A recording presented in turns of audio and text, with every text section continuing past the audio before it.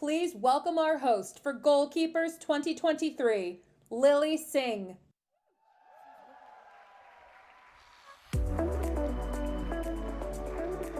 Woo! Y'all, give it up one more time for Hot 8 Brass Band and John Batiste. Woo! Man. Now, interesting fact, John and Hot 8 go way back and came up together in New Orleans. Yeah, I'm telling you, there must be something in the beignets there because the musicians are just too good. Thank y'all, give it up one more time for them. What a pick-me-up, yes.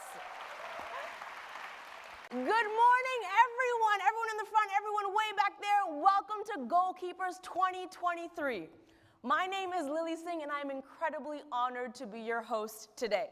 I'm also a proud goalkeeper returning to this incredible event for the second time. Yeah.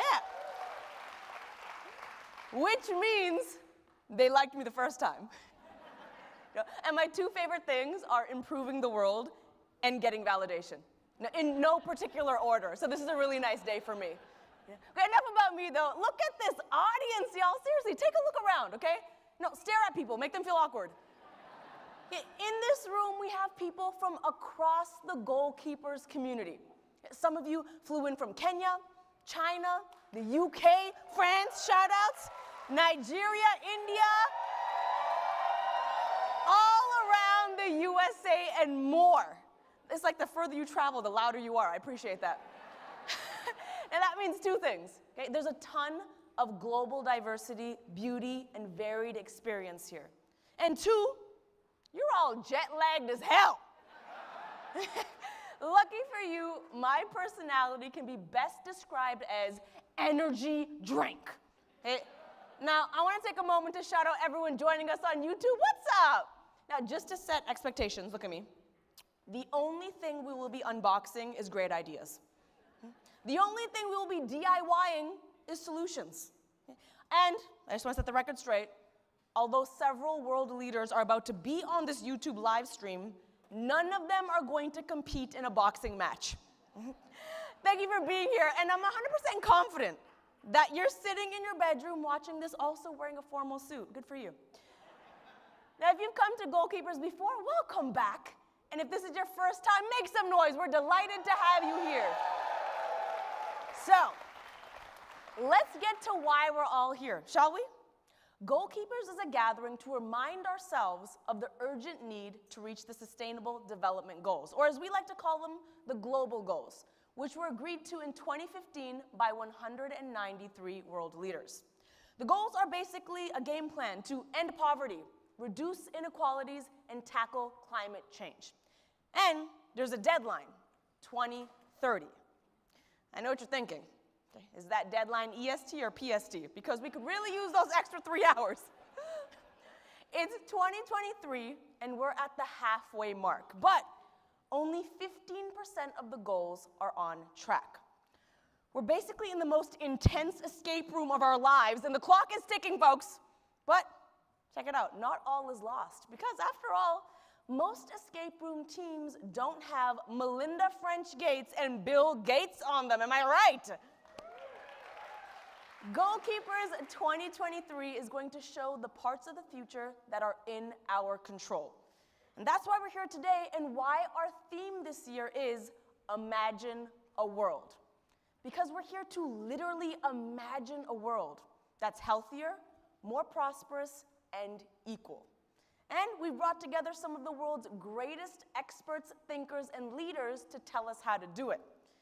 Now, if you're here today, it's because you're a goalkeeper, and you're already doing the work to push us towards hitting the global goals.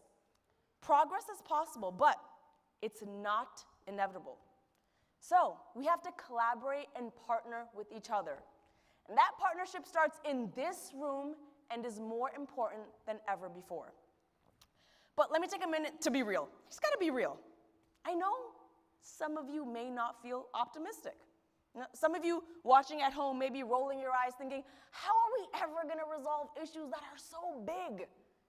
I get it. I've watched that show. What's that show again called? The News. It's hard to feel optimistic in the face of so much devastation. But I truly hope and believe that what you hear today will change your mind. Because we have to remember, there are so many people out there doing great things. And we need to bet on them. There's only one way forward here, and that's together with hope and a whole lot of hard work. Can I get a hell yeah? Hold on. I know you're jet lagged, but that was mediocre at best. I'm gonna have to call you out. We're helping the world, changing the world. Can I get a hell yeah? That's what I'm talking about. Now, we have an incredible show ahead of us, but as a person from the internet, I need to ensure that every single one of you knows how to post about it online for your communities to see. So, hear me out. If you're not used to being textually active, okay, let me help you out with 3 quick tips. Number 1, this is for everyone here. You want to post something on Instagram? For the love of God, take the picture vertically, not horizontally. Some of you are literal scientists, okay? It's time to get this right. Number 2, no one takes one picture these days. Amateur hour. It's not click, it's click, click, click, click, click, click, click, click, click. Okay, life is about options. Don't play yourself. And number 3, make sure you use the hashtag Goalkeepers2030. What's the hashtag? Goalkeepers2030. That's what's up. Congratulations, Gen Z is so proud of you. Now, you can also stay in touch with everyone you meet today by joining the Goalkeepers community on LinkedIn. Yeah, Gen Z will be less impressed with that one, but do it anyways. Now, I'm going to show you all how it's done and take a selfie. Can you all be in it? Is that fine? Should we take a selfie real quick? Okay. Don't judge my phone case, okay? Times are rough. All right, I'm going to take it, everybody. Everybody smile. You're all in it, I promise. It's amazing. It's like that famous Ellen DeGeneres Oscar selfie, but with the people that were bullied in high school. Now, let's get this thing started, shall we? First up, we have the Global Goalkeeper Award. Yeah, say that 5 times fast. An honor given to the world leader whose efforts are pushing us towards the goals on a global scale. To introduce the Global Goalkeeper Award winner, we have an extraordinary philanthropist and gender equality advocate. Everyone, please put your hands together for Melinda French Gates.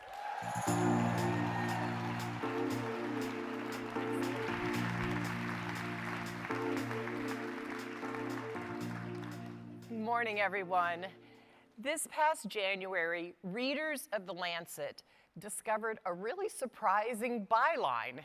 Now, The Lancet, if you don't know it, is a medical journal, a place where doctors and researchers go and debate their findings. It's really not where you go to see heads of state opine. But Prime Minister Fumio Kishida wanted to make a point. He said, after COVID, health has to be as important an issue for presidents and prime ministers as it is for doctors. And I couldn't agree more. For as long as we've been working in global health, Japan has been an absolutely steadfast ally in the fight against poverty and disease around the world. But under the visionary leadership of Prime Minister Kishida, Japan is becoming now something more.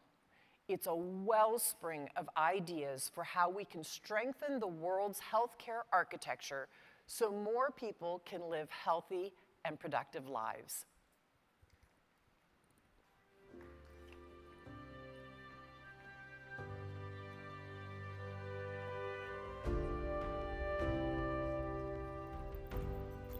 日本は来年主催する G7 に向け国際保健の枠組み強化や新型コロナを踏まえた新たな時代のユニバーサルヘルスカバレッジ達成にも引き続きリーダーシップを発揮します。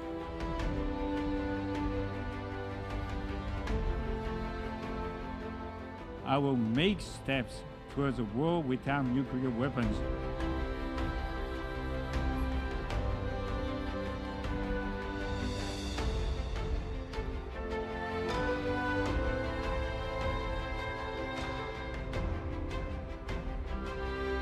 Women empowerment is crucial.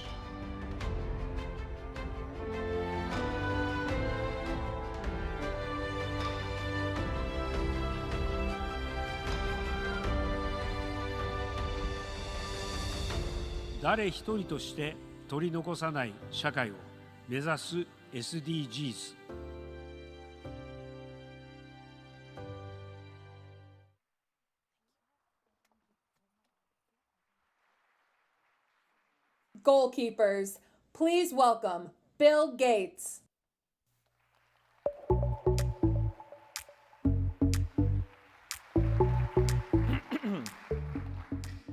Good morning.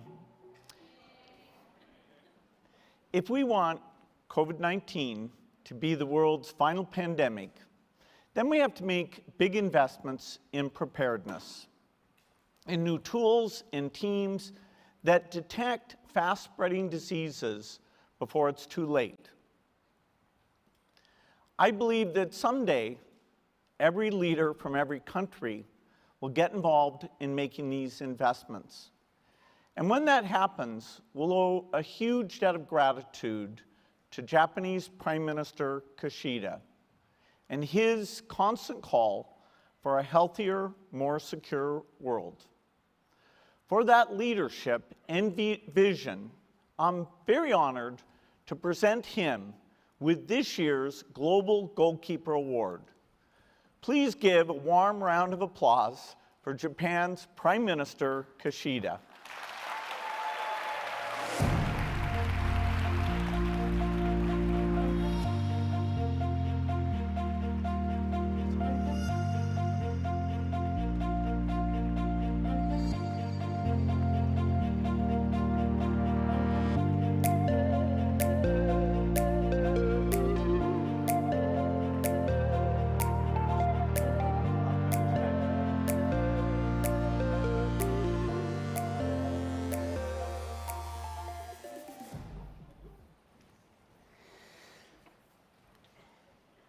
メリンダ・ゲイツ共同議長、そしてビル・ゲイツ共同議長、ご出席の皆様方、本日、日本の総理大臣としてグローバルゴールキーパーアワーズを受賞したことを誠に光栄に思います。尊敬するビル・ゲイツ共同議長と1年ぶりに再会を果たす機会がこのような栄誉ある授賞式であることに深い感慨を覚えています。まずはじめに創設以来すべての命の価値は等しいとの信念のもと、国際保健分野を中心としてすべての人の健康的で生産的な生活を送れるように支援を行うということを使命として果たされてきたゲイツ財団に改めて敬意を表し申し上げます。本年は持続可能な開発目標 SDGs の達成に向けた中間年ですが、その達成は危機に瀕しています。こうした中で SDGs 達成に向けた取り組みを加速させることがこれまで以上に求められています。特に国際保健は人間の安全保障を実現する上で不可欠な分野です。新型コロナウイルスによるパンデミックはユニバーサルヘルスカバレッジの重要性を改めて浮き彫りにいたしました。本年5月の G7 広島サミットでは国際保健分野に関し将来の健康危機への予防、備え、対応 PPR の強化に資するグローバルヘルスアーキテクチャの構築強化、より強靭、より公平、そしてより持続可能な UHC の達成への貢献、ヘルスイノベーションの促進を軸に議論を行いました。また日本として官民合わせて75億ドル規模、G7 としては480億ドル以上の資金貢献を行うことを表明いたしました。国際保健課題をはじめとする地球規模の課題の解決には、資金面も含めて民間セクターのより一層の貢献が必要不可欠です。その意味においても、ゲイツ財団のますますのご活躍を期待しています。日本政府としても2030年までの SDGs 達成に向け、より緊密に連携していきたいと考えています。両共同議長をはじめ、本アワードの関係者の皆様に改めて御礼を申し上げます。この栄誉は私一人の力ではなく、日本国民はじめ共に歩んできたパートナーであるご出席の皆様方のお力添えがあってのものです。ありがとうございました。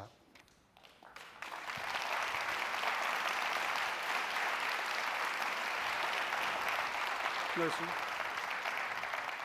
れどうしたの？こっちかな。ありがとうございます。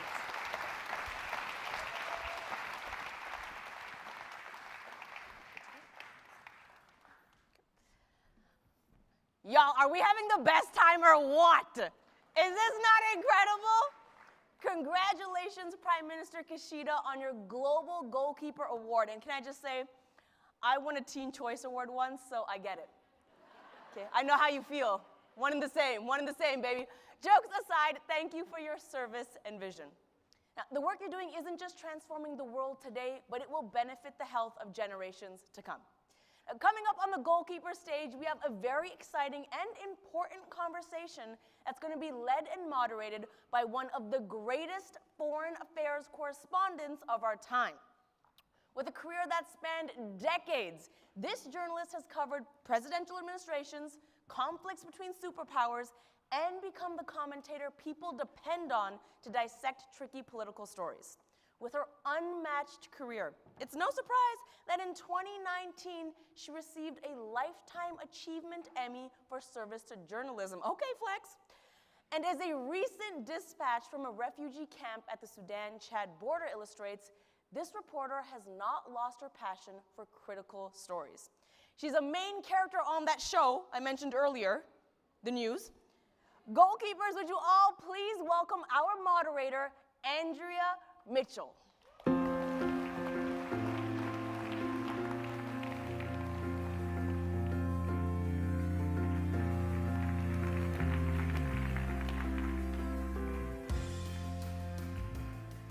Well, thank you so much, Lily, for that warm welcome to be here. And Jean Baptiste, I mean, usually it's, you know, jazz at Lincoln Center is such a great venue, but to be here today with all of you and Jean Baptiste, and to Lily for hosting this, I really thank you.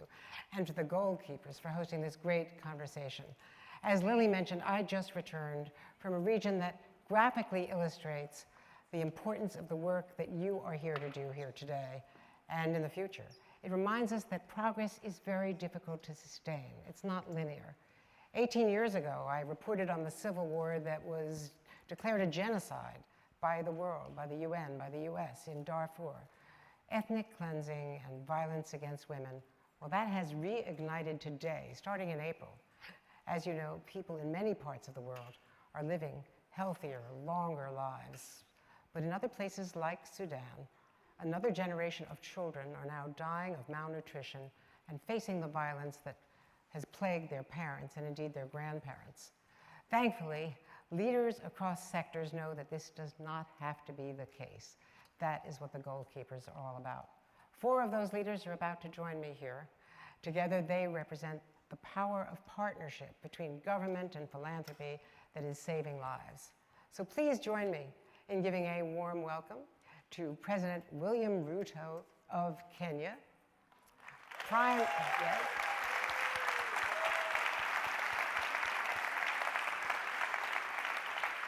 Mr. President, it's a great honor. Thank you. And we have Prime Minister Alexander De Croo of Belgium. please welcome the leader of Belgium. Thank you. How are you? Thank you, my friend. Thank you. And of course, great honor for me is the change makers who brought us all here together and continue to do so, Bill Gates and Melinda French Gates.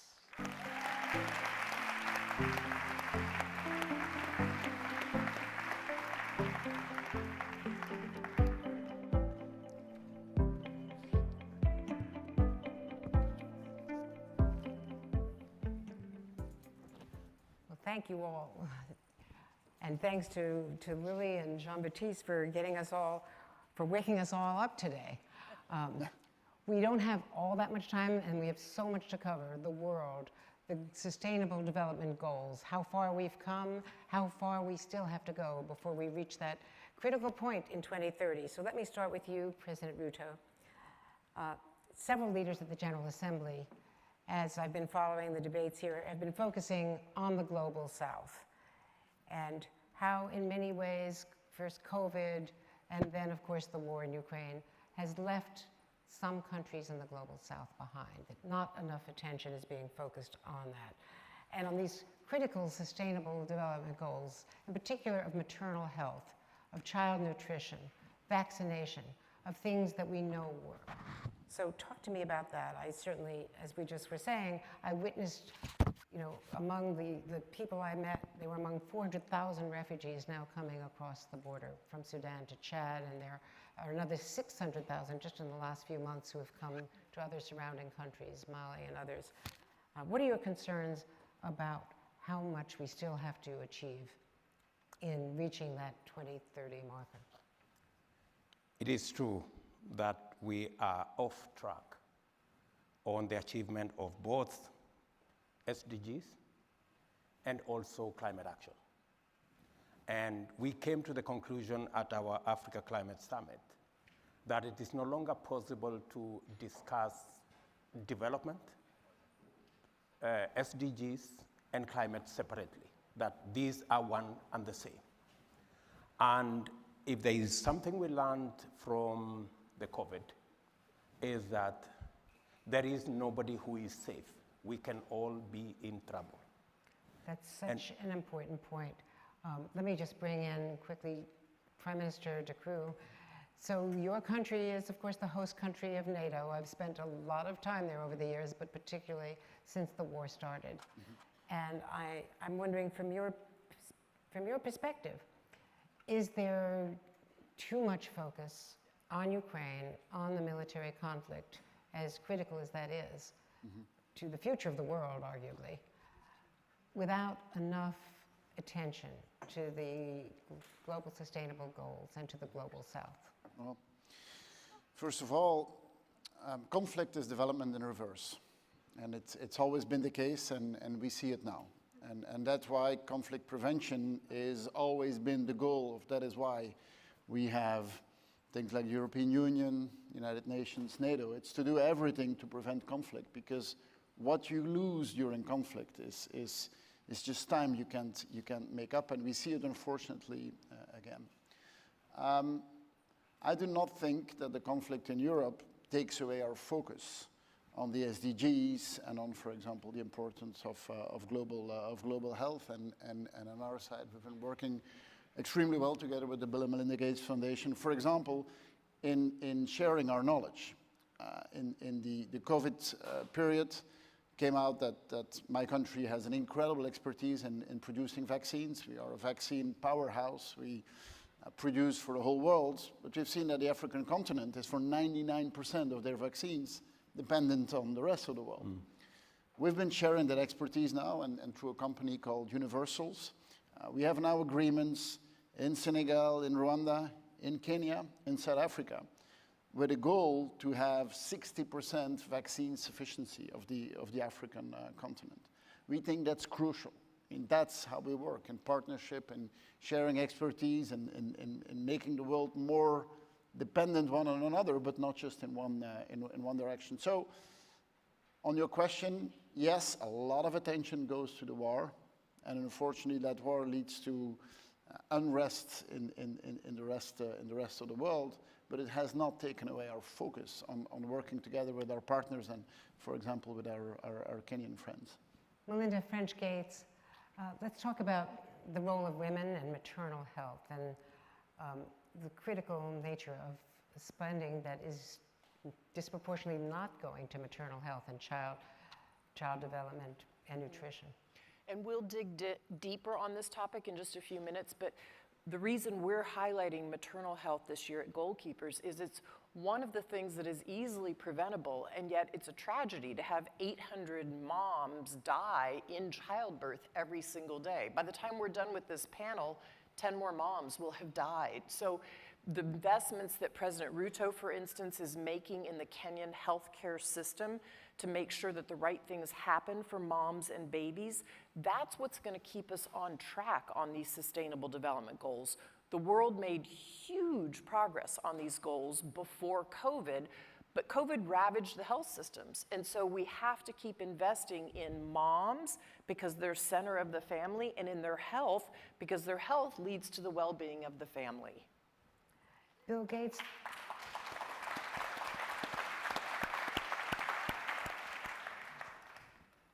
In 2015, the sustainable goals were to eliminate poverty and hunger and have clean water, clean air. Too ambitious by 2030? I know no one could have predicted COVID, but now we have to live with the fact that pandemics are going to recur.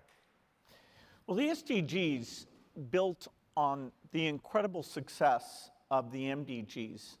So from 2000 to 2015, no wars, no pandemics, a fairly benign financial situation. At the start of that period, Gavi is created to buy vaccines for all the world's children, Global Fund to provide treatments for TB, malaria, and HIV. And so it was incredibly successful. And so the goals for 2030, the next round, the SDGs, were set very ambitiously. And there have been these setbacks. The economic situation, we have some instability in Africa as well as the war in Ukraine. And so, we're very numeric, we're very honest about where we're off target. We see some countries continuing to make very good progress. Those are exemplars. And we always have the power of innovation. A lot of what people will be seeing today are new innovations that let us, with very little money, actually save more lives. So I remain, optimistic and committed. And as the Prime Minister said, Europe remains the most generous donor for these issues.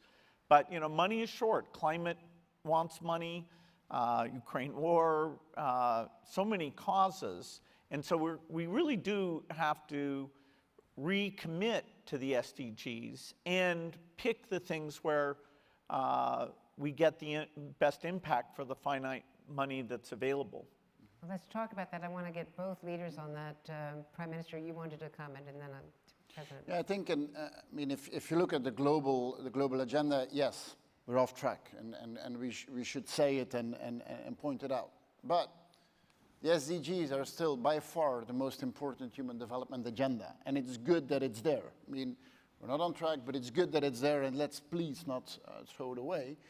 And then on some dimensions, I think, Bill, you talked about some countries which were actually on track. On some dimensions, we've seen progress which is really, really important. On water and sanitation, progress is really there, and the impact of that can never be overestimated. And on some of them, these are what I would call seeds we plant with impact on the long term. If you look at education, today, 85% of the kids in the world have access to primary education.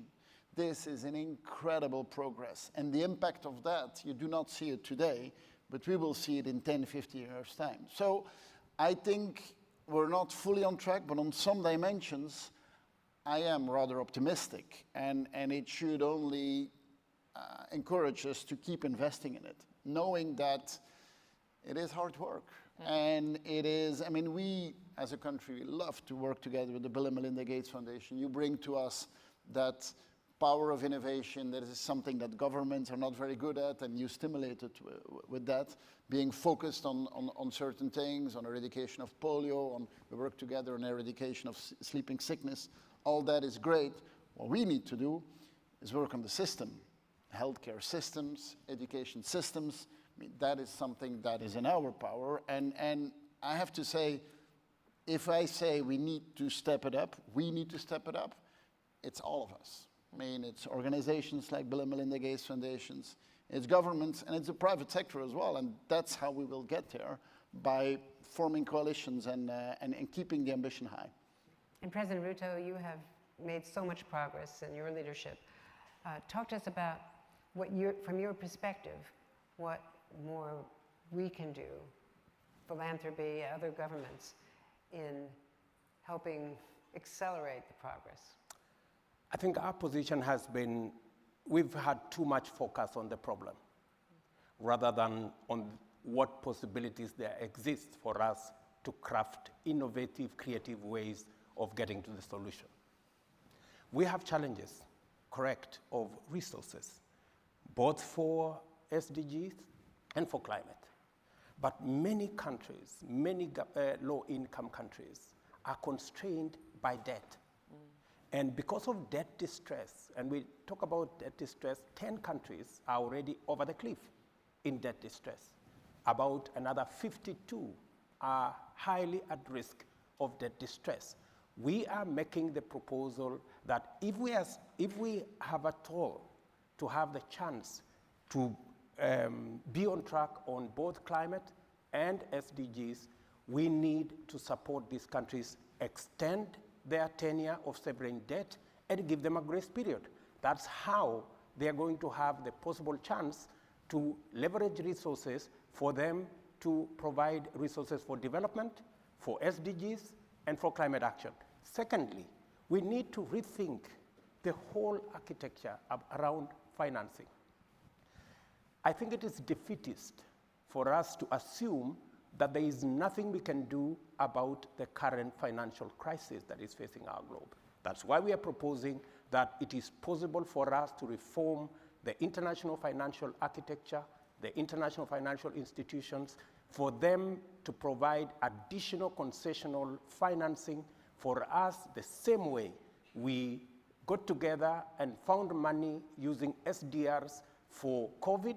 We can also find money using SDRs for climate, so that we can deal with the possibilities of making sure that resources are found. And finally, let me say this, that we are innovative. There is a lot of innovation around technology.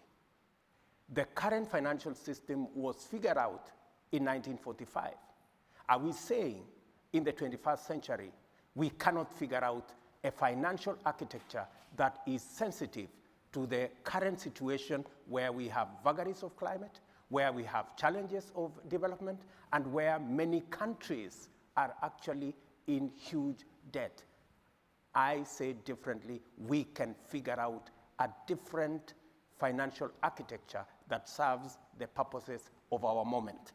And it is the reason why, working with Bill Gates Foundation in Kenya, we are reconfiguring how do we deliver health. In fact, we're changing from curative to promotive and preventive. And on Monday next week, we will be launching our community health promoters, where in every community, every 100 households will have a community health promoter equipped, so that we can promote health from the bottom going up. Well, let me build on that for a moment. Just hold that thought, because Melinda French Gates, that is so critical to what is your passion, which is from the grassroots up, maternal health, nutrition, childcare, to grow this next generation. Right. And we're seeing presidents and prime ministers, they see the value of women in their society, and they know that if women are well and healthy, then the family is wealthier, and the kids get educated. President Ruto's exactly right. We have to do more on this restructuring the debt so that countries can rebuild their health systems while they deal with climate shocks. One of the most exciting things, I've seen many exciting things across the continent of Africa, but one is just the ingenuity of people and also, young people. So if you ask a parent in Africa what their hopes and dreams are, I have never had a parent not say, my son or my daughter going to school. Never. They all are investing in their kids because they want a better life. And so even when I was in Tanzania, if I look back a decade ago, I met with a women's group where they were saving $1 a day, $2 a day. Our phone lets us do that. And what were the women investing in? They were investing in new crops and eggs. They're now, I just learned, selling them to a market that is an hour away. They're getting more income, and they're putting their kids in schools. So when we get, as he says, the global architecture right, and we refinance these countries, they're going to thrive and grow. And guess what? That's good for the global economy. And Bill Gates, I want to bring up the gridlock that we now face in some of our institutions, because that is the backdrop to a lot of what the American contribution is. And I know that USAID and the United States writ large are doing more, for instance, for refugees and for healthcare than many other countries. However, and they're adding more money just in the last 2 days. However, we've got PEPFAR, which was for 20 years the best example of how the public and private sector could work together and have a Republican president and Democratic Congress working together in a bipartisan way. Just last weekend in the Washington Post, there was a column by our former president, George W. Bush, on this program which Bono embraced and promoted, and they worked on this together across the aisle. And now the reauthorization, which is required in our system, has not happened. And after saving 25 million lives in Africa, credibly reported, by dealing with HIV/AIDS and other diseases, this is not going to be possible any longer. What is the cost of political gridlock in some of our Western countries? And to be fair, countries around the world. Yeah, so USAID in absolute is the highest. It's not at the same percentage of the economy as in Europe, but it's still very significant at over $30 billion a year. About a quarter of that is a combination of the PEPFAR and Global Fund contributions, which, as you say, have saved tens of millions of lives. We celebrated with President Bush just a few months ago the 20th anniversary of PEPFAR and talked about what a great program it is. Also, if you look at African countries' attitudes towards the U.S., they are very thankful for what PEPFAR has done. So the idea that that program would not continue is quite scary.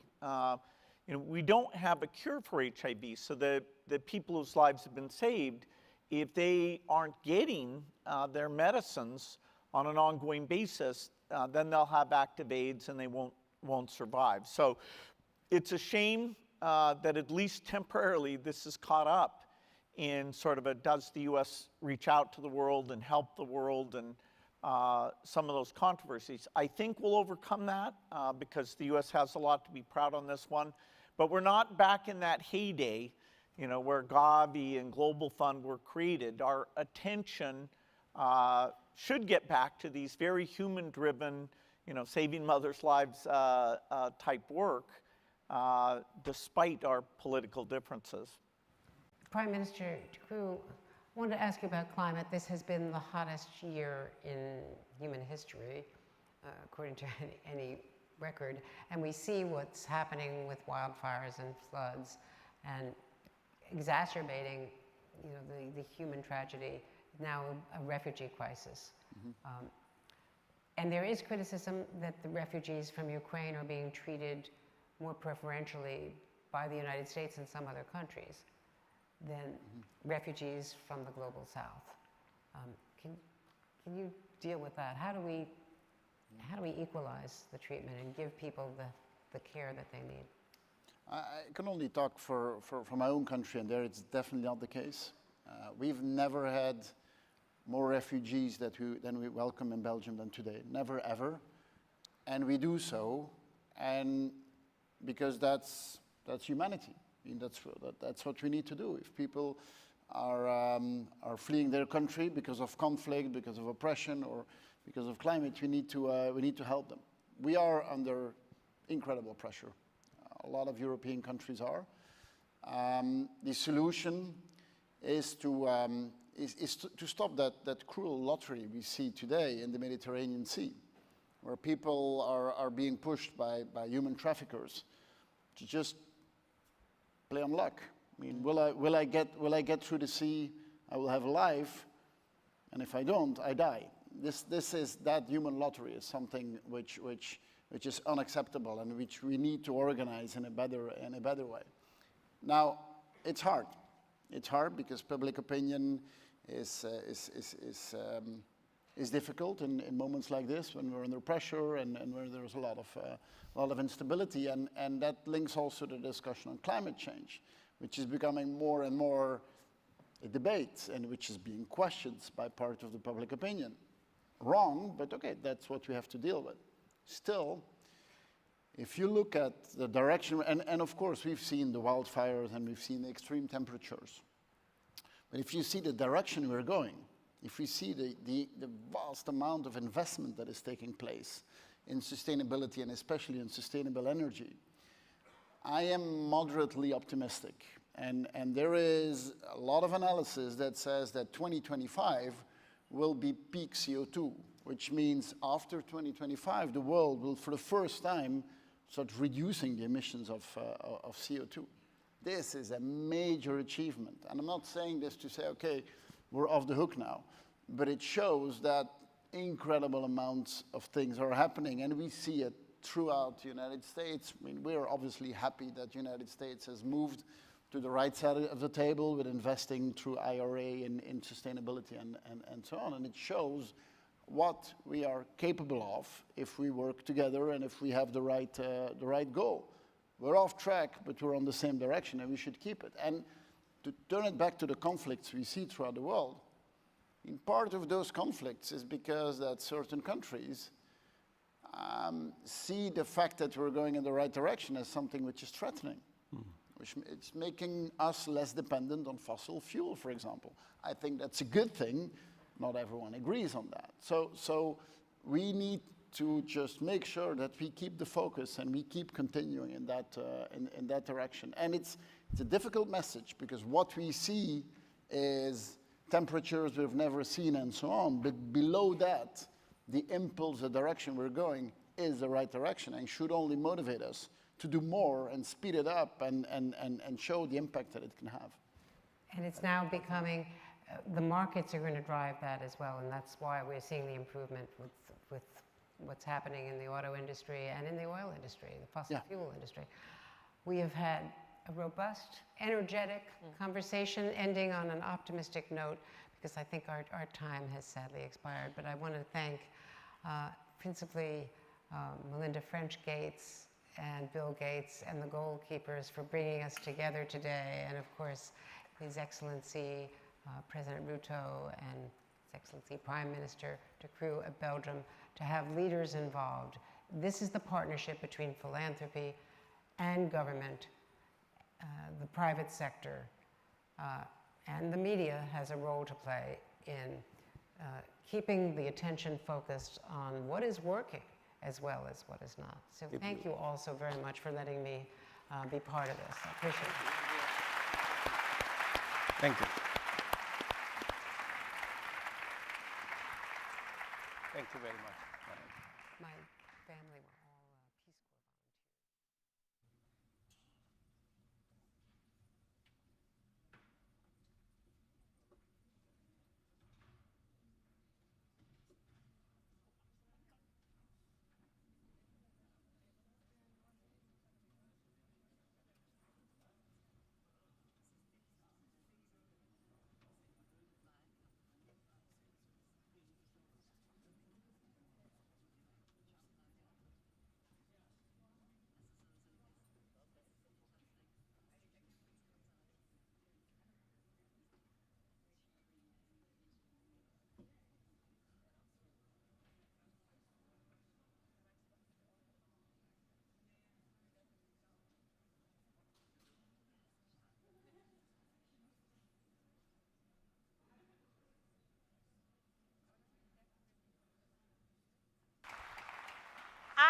have literal chills right now. That was so beautiful. Thank you to Titilope Shanuga and Artina McCain, who joined her on piano. Titilope is an accomplished poet, performer, playwright, and a goalkeeper herself. And Artina is a pianist, scholar, and concert artist. Two truly phenomenal women. One more time, a big round of applause. Woo! All right, so this is a little awkward, but I just realized I never fully introduced myself properly. So hi, I'm Lily. People describe me in a lot of ways. You know, entertainer, person with X amount of followers, actress, loud woman who uses her hands a lot when she talks. But at the heart of all of it, what I really am is a storyteller. Yep. Shout out storytelling, right? That's right. It's because I love stories. And I believe that we understand ourselves and the world through stories. After all, most of what you know is a story. Now, culture is a story that's been passed down. Every expectation we have is a story we've been told. What you believe you can or cannot do, it's just a story. Storytelling is a power and a commodity that we don't recognize or talk about enough, which is why I started my nonprofit Unicorn Island Fund. Now, I envisioned a magical place where storytelling changed hearts and minds by challenging the norm, especially when it comes to gender equality. Because for far too many girls and women around the world, their stories start with shame. For starters, it's shameful to give birth to a daughter. It's shameful not to have a son. If you're anything like me, you were assigned female at birth, and that was already an immediate disappointment. And that's just the first instance of shame, because from then on, it's a journey filled with milestones of shame. You know, we're taught that it's shameful to speak up, to be loud, to wear certain clothes, to get our periods, to talk about our bodies, to ask for help, to ask for money, to have our own economic power, to get married too old or have kids too young, to hope, to dream, to live a life we want to live. And see, the thing about shame is, it gets its power by encouraging us to never talk about it. We're ashamed to talk about shame. And I know that every single one of you here has felt shame. And so have I. And I just think it's time we open up the conversation and take power away from shame. I'll start. Okay, and I'm gonna get real right now. Can I get real? Is that okay? Okay, I'm gonna get real, because we're taking power away from shame here. This is a real, true story. When I was growing up, all of my Indian aunties called my vagina my shame. That is a real thing. I see lots of people nodding, which means we all have similar trauma. Shout outs. As a result, even as a full adult, I struggle to talk about my body. And here I am thinking, how can I have agency over it if I don't know what the worth of my body is? Let's just say my therapist makes a lot of money. Okay. Shame is a weapon. And I've come to understand that we will never be able to eradicate gender inequality in this world unless we first dismantle the shame that supports and promotes it. Okay.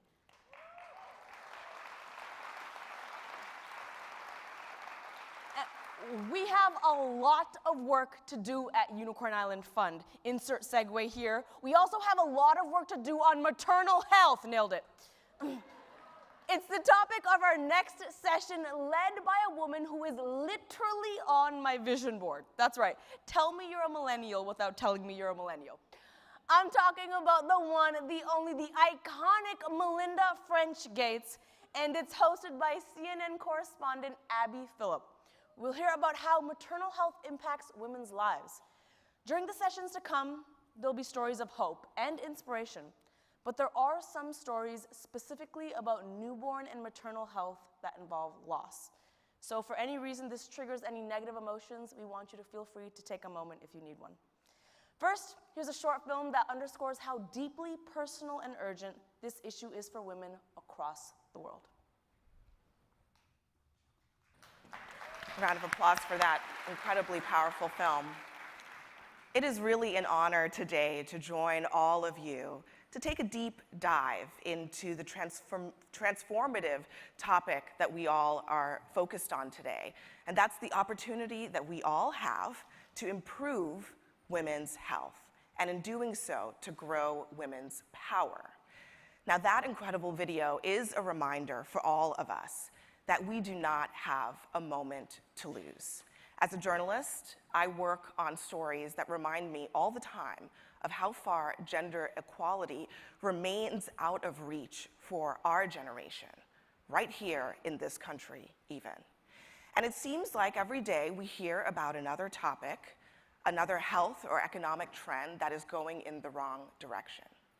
Take, for example, Black American maternal mortality, women dropping out of the workforce during the pandemic, and of course, the rollbacks that we're seeing in reproductive rights all around the world. But there are also a few areas of genuine optimism for us all, starting with some major breakthroughs in maternal health that have the potential to save hundreds of thousands of mothers' lives. Breakthroughs like these are what we're going to explore today during Goalkeepers. Now, because if we are going to reach those SDGs, we're going to need even more breakthroughs.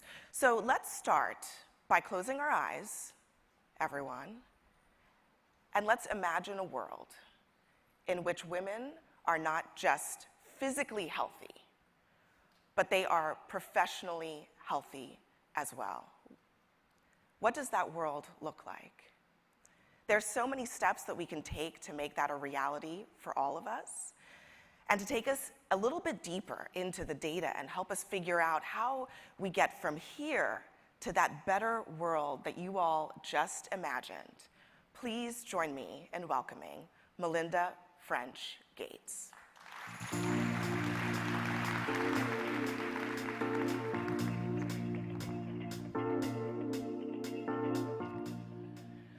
Hi again, everyone. For the first time this year, I'm attending Goalkeepers, not just as a co-chair of the Bill and Melinda Gates Foundation, but also as Nona. That means grandma.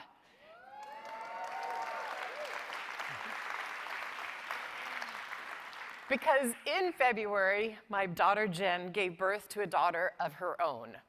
And the last 6 months have filled us with a huge sense of joy and gratitude, because I don't take any part of that birth process for granted.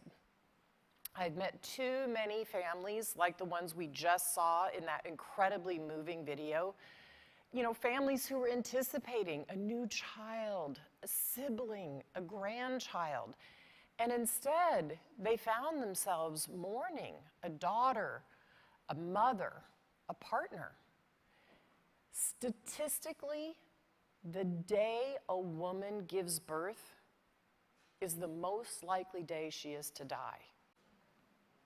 And for every woman who loses her life in pregnancy or childbirth, 30 more face long-term consequences, things like heart failure or stroke, depression, and as well their economic consequences, missed paychecks, lost businesses. Today, the most common cause of childbirth complications like postpartum hemorrhage and infection are largely treatable. But actually getting those treatments too often depends on where you live. Women in 2 regions of the world, Africa and Southeast Asia, bear the brunt of this burden. They account for nearly 90% of maternal deaths. That is more than 250,000 women dying every single year. It's enough to fill a World Cup stadium 4 times over. For women in other parts of the world, the risk often depends on not who you are, but where you live. In the US, our maternal mortality rate is far worse than any other high-income country. Get this, American women are 10 times more likely to die in childbirth than a woman who lives in Australia or Israel or Japan or Spain. The biggest maternal mortality crisis in our country is with Black and Indigenous women. They are 3 times more likely to die than a white woman in our country. That's true whether you account for anything like education or even income. Now, of course, these disparities are not limited to the US or just to maternal mortality. From HIV/AIDS to healthcare screenings, we're seeing widening health gaps and declining prospects for women all over the globe. Let's think about some of the numbers. Cervical cancer. It's one of the most common cancers for women. It affects hundreds of thousands of women every single year. In 2020, 90% of cervical cancer deaths took place where? Low and middle income countries. 90%. Now, we've known how to prevent cervical cancer since 2006. It's a vaccine, called it for HPV. And you might think we'd done a great job at distributing these powerful life-saving vaccines to the girls and the young women who need them most. But we're not. In low-income countries, only about 10% of girls are fully vaccinated. In many of the high-income countries, about 90% of girls are vaccinated. More than 250 million, that is 250 million women, are asking us for something else, and that's modern contraception. Those women are mostly in low-income countries, and what they're telling us is they don't have access, and they know about these tools. That means that every 1 in 4 women who wants access to contraception globally still cannot get it. And in sub-Saharan Africa, that number is 1 in 2. That means for a woman, it's a coin flip, whether she's going to have the power to plan her future. So this reality, it can be really hard to stomach. But as the video reminded us, it just doesn't have to be this way. Investing in women's health, and in particular in high-quality, affordable, equitable healthcare, is one of the surest ways to build the better future we all imagine. Because this isn't just about being physically healthy, it's so much bigger than that. Women cannot do well unless they can be well. And if we're healthy, if we're not fighting off disease or recovering from childbirth complications, we're better able to focus on our studies or to start a business or lead in our own communities. That is the direct line between a woman's health and her economic power. And that's what we're going to explore during this session. We're going to start with experts in each of these fields. For instance, you're going to meet Sally Krawcheck. She's a financial whiz who has spent her career helping women invest in themselves, their families, and their communities. And we're going to speak with Dr. Hadiza Galanchi. She's an obstetrician from Kano, Nigeria. She is at the forefront of research that could prevent more women from dying of postpartum hemorrhage. So let's get started. Please welcome to the stage Dr. Hadiza.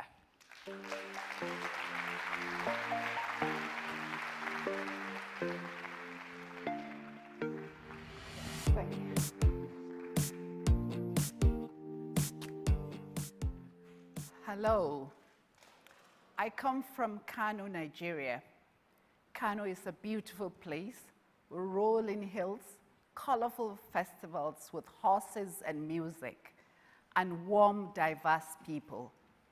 But working in the clinics, we see a different picture. As an obstetrician, I can bear witness of the enormous suffering of my people because my country has the highest number of maternal death in the world. I've watched the life leave a woman's body as she bleeds out, giving birth. I've seen women wishing the death of their children to save them from the cycle of pain and poverty they had to endure themselves. These women are my neighbors, they're my friends, and even my family.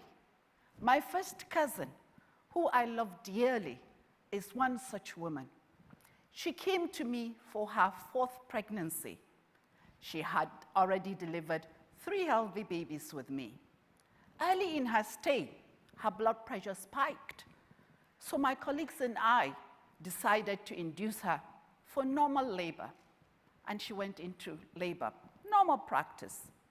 I went about my business in the hospital, doing my rounds and caring for other patients. After a while, I walked into the labor ward to check on her. What I saw would never leave me. Blood was flowing out of her like a tap. I put on my gloves and began treating her, massaging the uterus, using all the drugs I had, trying to stop the bleeding. But it wasn't working. She was looking up at me, begging me to look after her babies after her death. In that moment, it was hard to think as a physician. In that moment, I was just her cousin. We performed a hysterectomy and blood transfusion. We gave her 6 pints of blood. That's almost the whole blood volume of a woman. And I sat by her side until the next morning, watching her every inhale and exhale until I knew she had made it.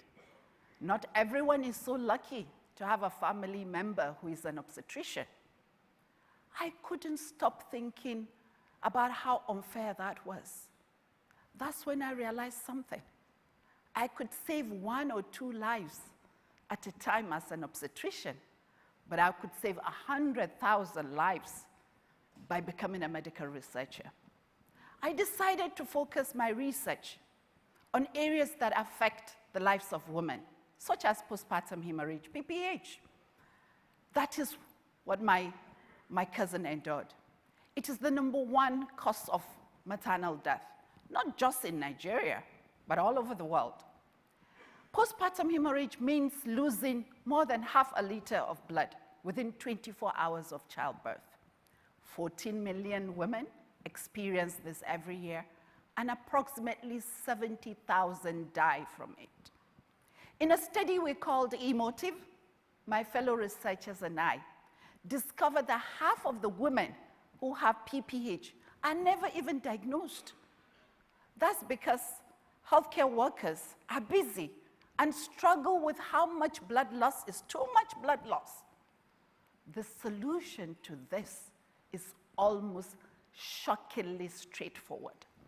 A simple drape that hangs at the edge of the bed so that you can see a fast and accurate measurement of collected blood. In a busy labor ward, this can be the difference between life and death. Our study also found out when postpartum hemorrhage is actually identified, the standard treatment of uterine massage, oxytocin drugs, tranexamic acid, IV fluids, and genital tract examination are often delivered 1 by 1 over several hours.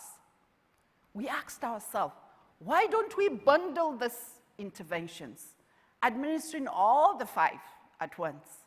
And so we tried it, and we decreased cases of severe bleeding by 60%.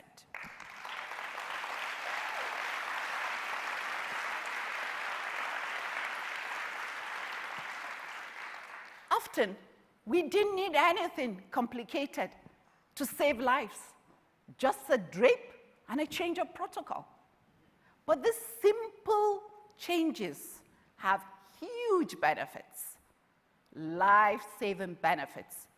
Thanks to research, we know that without a doubt.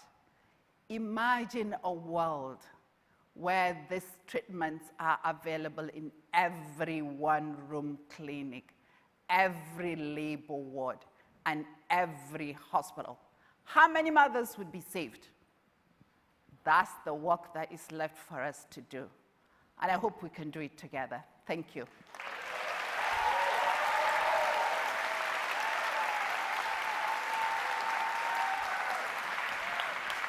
Goalkeepers, please welcome Sally Krawcheck.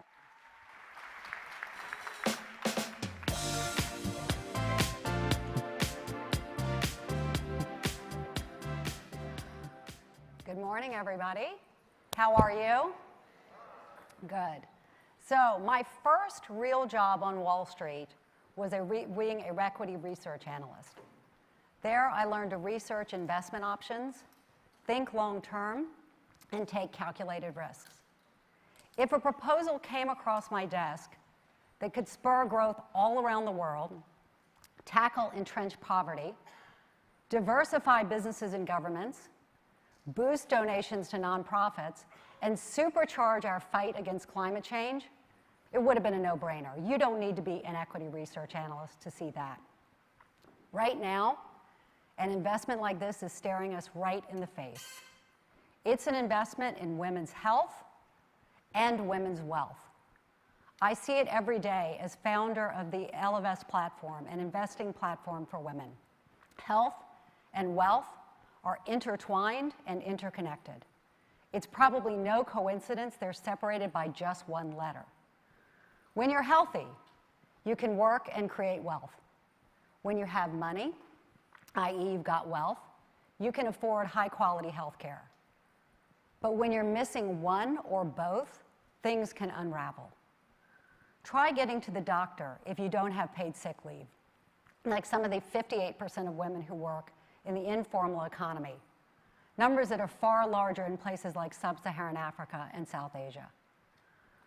Try getting a suspicious mole checked out if you're one of 10.3 million American women without health insurance, or if you have to walk 5 miles to the closest clinic. Try escaping intimate partner violence when you can't afford a car. It's no surprise, then, that money is women's #1 source of stress, stress that can wreak havoc on our bodies. Nearly half of women tell us at Ellevest that financial stress has taken a toll on their mental and emotional health, and 40% believe it's harmed their physical health. And in too many places, poverty is holding women back from becoming their healthiest and best selves. In sub-Saharan Africa, so many of you in the room know, the burden for bringing clean water back to the community falls disproportionately on women and girls. So rather than learning in the classroom or developing the skills they need to thrive, they're spending hours and hours collecting water. Here in the US, fewer than half of working women have access to paid parental leave, which in turn raises the likelihood they'll have to drop out of the workforce, putting them on the path to poverty. But when girls are able to stay in school and women are able to stay in the workforce, they shape the investments and the policies that can make life better for everyone. Or, as we always say at Ellevest, nothing bad happens when women have more money. In fact, I got to hear here. In fact, a lot of great things happen. When women have more money, we fund political candidates who are aligned with our values, or we run for office ourselves. And when we fund those candidates, that can drive better and, frankly, kinder public policy. One study found that the growing share of women in sub-Saharan African legislatures is linked to higher healthcare spending and lower child and infant mortality. And with countries with greater representation in parliament, of women are more likely to adopt policies that reduce carbon emissions. When women have more money, we build and grow businesses, often businesses that serve other women and their families. And we're good at it. Every dollar of funding invested in a woman-founded company generates 78 cents in revenue versus just 31 cents for companies founded by men. I'm just saying the facts. Yet just 2% of total venture capital investments went to women last year. I'll say that again, 2% of venture investments went to women last year. When women's health is centered in our national investment decisions, the possibilities are endless. If we doubled our investment in the National Institutes of Health's research into women and Alzheimer's disease, it's estimated that we'd see a return on investment of 224%. For coronary artery disease, it's 9,500%. And cutting the venture numbers another way, women's health gets just 2% also of venture funding. The data is undeniable. When we invest in women and women's lives and livelihoods, everyone benefits. It's why more than half of our clients' assets at Ellevest are invested with a gender lens, in women entrepreneurs, in women's health, in issues that disproportionately impact women and their families. This in turn drives change in our community, and it earns a competitive financial return. We can do both, and we are. But we have to remember that these statistics aren't just statistics. Every percentage point the poverty rate falls or women's employment rate grows means healthier, happier, better lives. As I said, nothing bad happens when women have more money. And ultimately, that's why we're all here. Thank you.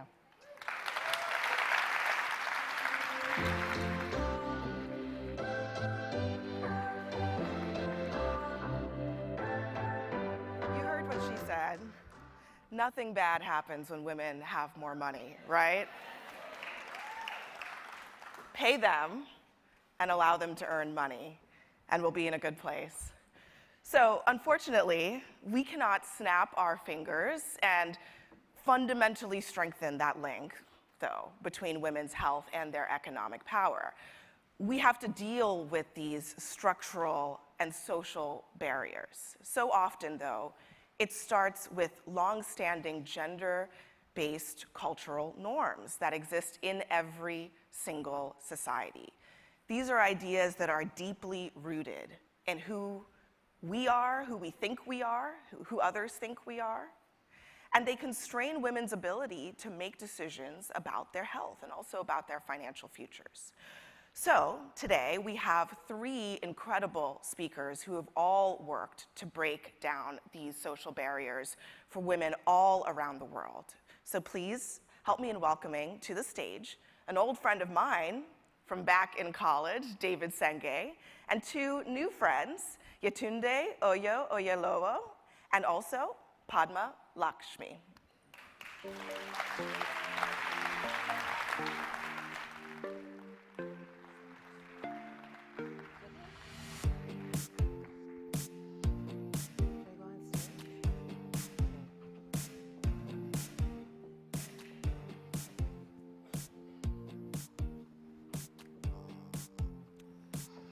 When was the last time you felt excluded? It could be from anything: a family dinner, a WhatsApp group, or a big meeting in your community.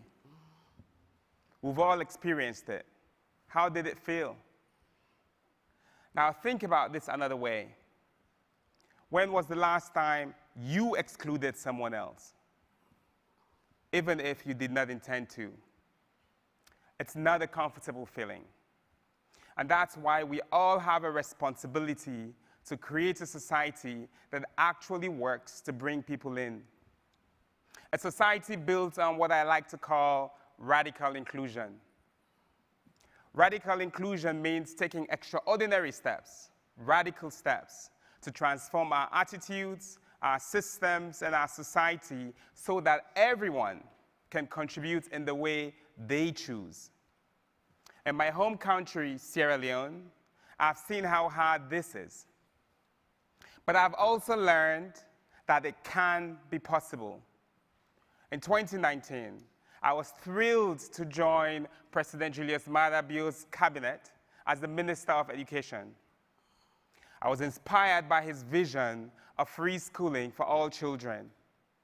But on the same day I was sworn in, President Bio also announced his intention to uphold the country's decade-long ban on pregnant girls attending school. I almost walked away from what was my dream job before I even sat at my desk. But then I realized this was an opportunity, not just for me, but for our entire country. You see, in Sierra Leone, almost 3 in 10 girls have a child before 18. Yet, we have these deeply embedded social norms that make it easy to justify excluding pregnant girls from school. It's just the way things are, I was told. You wouldn't understand. Well, they were right about that. I couldn't understand. Girls don't just get pregnant on their own, you know? Science. So it made no sense to me that boys came and went from school freely while the girls did get pregnant and had to leave. Many of those girls were also kicked out of their parents' homes or pressured to get married. And the sad reality is their prospects rarely improved from there. These girls had little chance of ever starting a business or finding a job. They were more likely than their peers who stayed in school to be stuck in a cycle of poverty. Education was their best shot at building their economic power, and our country was systematically denying them that chance. This was heartbreaking injustice, and I was determined to make things right. My colleagues and I went around the country addressing communities in town halls. We talked to religious leaders, parents, and anyone, frankly, who would listen. And we set up a sexual and reproductive task force. When we took this matter back to the president and the rest of the cabinet, I told them that ending the ban could be a powerful example of leadership by our government. That more girls in school meant more women joining the workforce, contributing to their family's income, and growing our country's economy. After some fierce debate, the president came to see the injustice for what it was. He became first an ally, and then a champion of radical inclusion.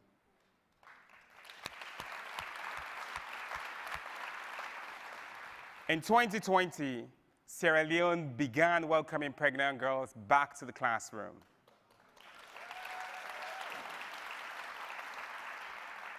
Three years later, we're already seeing more results. Hundreds of these parent learners have graduated from secondary school and are enrolled in higher education institutions. Some have even become models of resilience in their communities. Take my friend Magdalene. She's from a very poor family in one of the most remote parts of Sierra Leone. The odds were stacked against her from the moment she was born. In primary school, Magdalene became blind, and at age 14, she got pregnant and dropped out of school. But because of our new policies, Magdalene, who's now 23, has returned to school.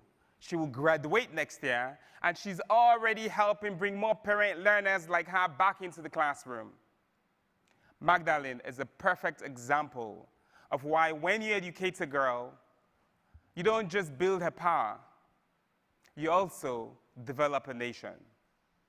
I hope other girls like Magdalene discover that their resilience is a superpower and use that power to help create more opportunities for even more girls in the years to come. Maybe then, the idea of educating pregnant girls, and frankly, every girl, won't be radical anymore.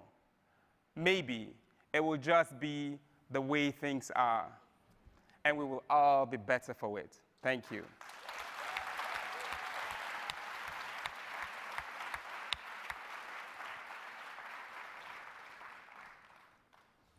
I am Yetunde Ayo Oyalowo, and my name tells the story of market doctors. In Yoruba culture, the name Yetunde is given to a first girl born after our grandmother died. In months before I was born, my grandmother had a straightforward case of diarrhea, easily treated if she lived near anyone who could treat her. But in days it took her to get to the hospital, it was too late. This tragedy shaped my life in many ways. My father, of blessed memory, encouraged me to go to medical school, in part to make sure that nothing like that ever happened to our family again. So I carried not just my grandmother's name, but a story. and that of millions of Nigerians like her who died because they could not get a doctor in time. Becoming a doctor confirmed what I knew from birth, that access to healthcare is far from equal. Many Nigerians live so far away from health centers that they would have to forego days of wages just to afford the transportation costs alone.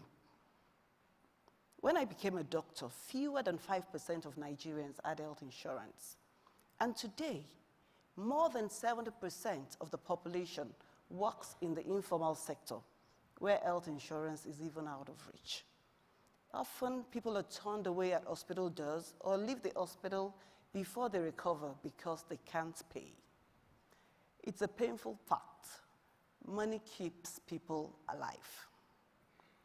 I knew if I wanted to prevent deaths like my grandmother's, I needed to meet people where they are. So I focused on a place familiar to almost everyone, the market.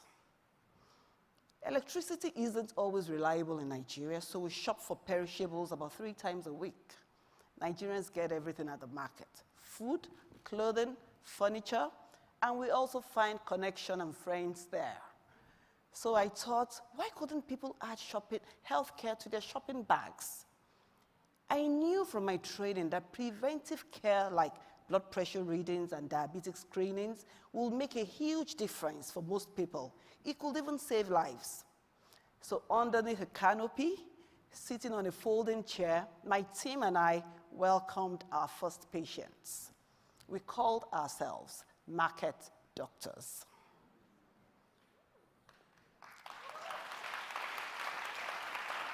So shoppers walking by with trays full of fresh tomatoes, grains on their hips, were curious to see us in our white coats, holding simple medical devices like stethoscopes, blood pressure meters, which they had never seen. Their first questions were expected ones. Are you a doctor or a nurse? How much will this cost? I will tell them that I was a doctor, and I was proud to say that healthcare was accessible and affordable right in the market. From that first stall in the first market, we have exceeded our dreams for the program. We have served more than 500,000 people in 2,000 communities across 18 states in Nigeria. We have worked with 7 mobile clinics to reach people in more places, delivering healthcare on a retrofitted school bus. We also provided hundreds of antenatal care kits to help women and babies stay healthy after birth. Our Health Connector pilot program is training community members to conduct basic health services in a fraction of the time it will take them to learn those skills elsewhere. From a simple pair of eyeglasses to complex diagnosis that leads to critical treatment, Market Doctor has changed lives, and it has saved lives. So our experience has affirmed something most of us know intuitively.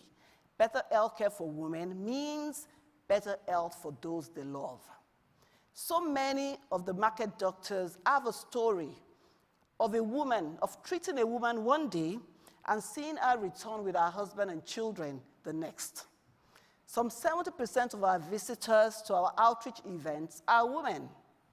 Women are our most powerful ambassadors.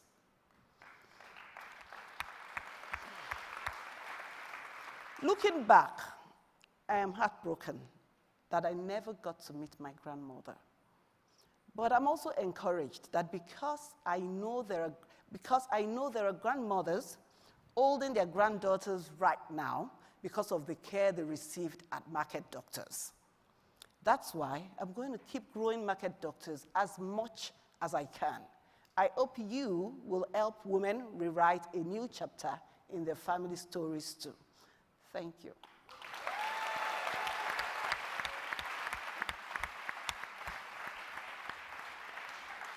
Good morning. I'd like to thank Bill and Melinda Gates for including me today. My name is Padma Lakshmi. On the morning of my 13th birthday, I got my first period. And my sweet mother attempted to explain the sharp cramps I was feeling. It's just our lot in life, she told me. part of being a woman. I heard the echo of those words each month as the core of my body ached and pain seared through my pelvis and my back. I watched my friends in college take ibuprofen and just move on, while I stayed confined to my bed in fetal position with heating pads and painkillers for days at a time. I wondered, was I just weak? Why did it seem like I was the only person barely surviving the most basic part of being a woman? Year after year, I told my doctors about my pain. Some brushed it off, some thought I was exaggerating, but none suggested it may be a sign of something serious. And mind you, I always had health insurance, I always had access to medical care. But it wasn't until I was 36 that a new OBGYN would give me a name for the condition that had held me back so much of my life: endometriosis.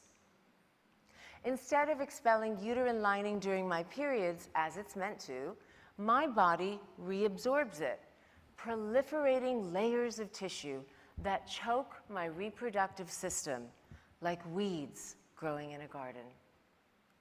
Endometriosis can damage organs, from ovaries to kidneys to bladders, and much more.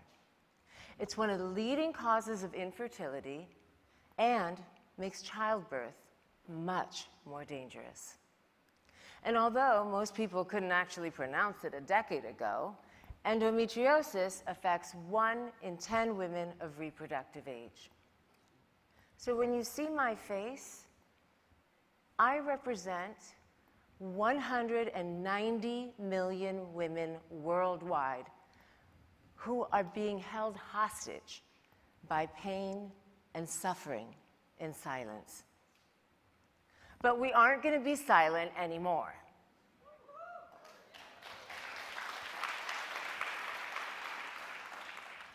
Pain is our body's way of telling us that something is wrong. But too often, women's pain is ignored, dismissed, or discounted. And so, we women also stop listening to our bodies. But it doesn't have to be that way. Women's pain is invisible because so often we are invisible to our doctors, to our researchers, and to our policymakers. For decades, medicine has equated human bodies with male bodies. Women are simply smaller versions of that default. It's what some call one-size-fits-men approach. As a UN Development Program Goodwill Ambassador, I've seen how gender-based bias, prejudice, and oppression can hold back women throughout the world. Misogyny affects every sector of our society. But in medicine, it can mean life or death. And throughout history, we've been routinely excluded from clinical trials. For example, did you know that even though nearly half of the population living with HIV worldwide are women? A recent clinical trial for a new drug excluded us almost entirely. Pregnant mothers are too often left out of new drug testing as well, even for diseases that harm fetuses. As a result of that research gap, we lack data on how conditions manifest differently in our bodies. Women's health is considered niche, relevant only to OBGYNs. But you know, this isn't only about reproductive organs. Did you know that women have a higher risk for chronic kidney disease, arthritis, and depression? Or that we're more than twice as likely to die after a heart attack than men? You can see why we're more depressed. And we deserve so much better because it's wrong. For 2 decades, I missed job opportunities, social events, and time with my loved ones My pain made me feel powerless, ashamed by what I saw as my own weakness. But when I finally understood what was happening, I realized I wasn't weak. You know what? It took fortitude to endure everything I had endured alone. I was, and I am, pretty strong. And I'm angry that I didn't realize that for so long. Look, there's no cure today for endometriosis, but there is treatment. And through the foundation I co-founded, EndoFound, I'm advocating for more research, more funding, and more education.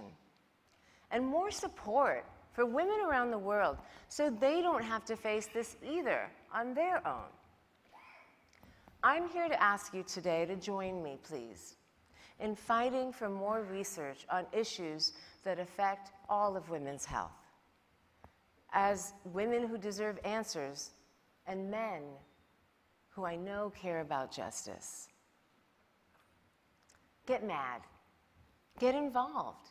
We need everyone working to ensure equity in women's health care. It's time for goalkeepers, like all of you, like us, to demand research that reflects women. Because when we can name it, we can change it. And that is real power. Thank you.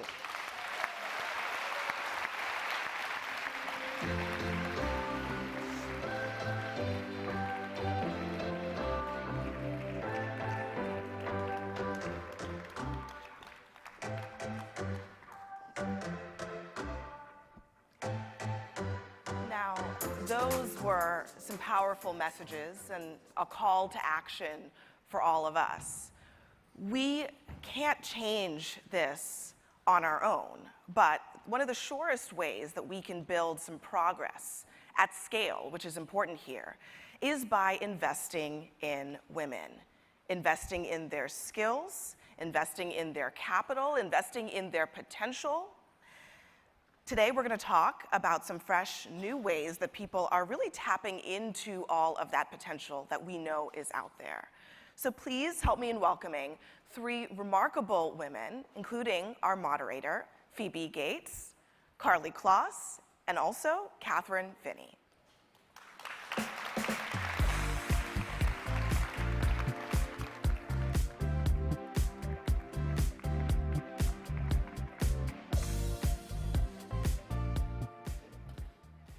Hello, everyone. What an incredible morning of storytelling. Wow. But I have to admit, after a long morning of hearing my parents talk, I often get a little bit antsy. So I want you guys to bear with me because we're going to move about a bit and take a moment to digest everything we've just heard. I want you guys to stand up if you've ever seen a woman struggle with power in her workplace.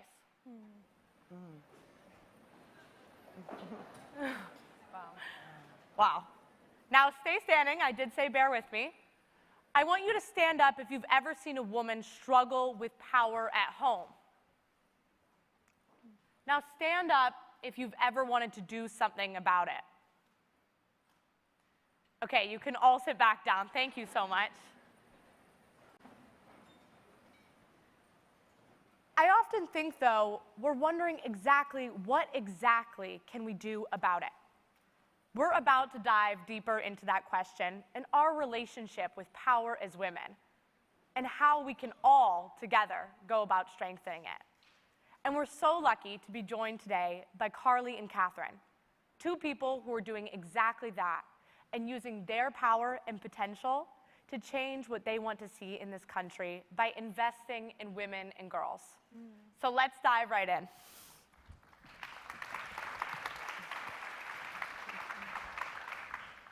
As someone who's thinking about my own place in the world, I often think about how I can make an impact. But there's that giant chasm between knowing your power and then actually doing something about it.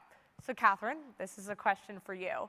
How did you hone your power, and what was your journey with entrepreneurship? And then taking that power and turning towards venture capital, where you can invest in other women and their power. Yeah. So it's so amazing to be with you all today. It's really an honor and a privilege.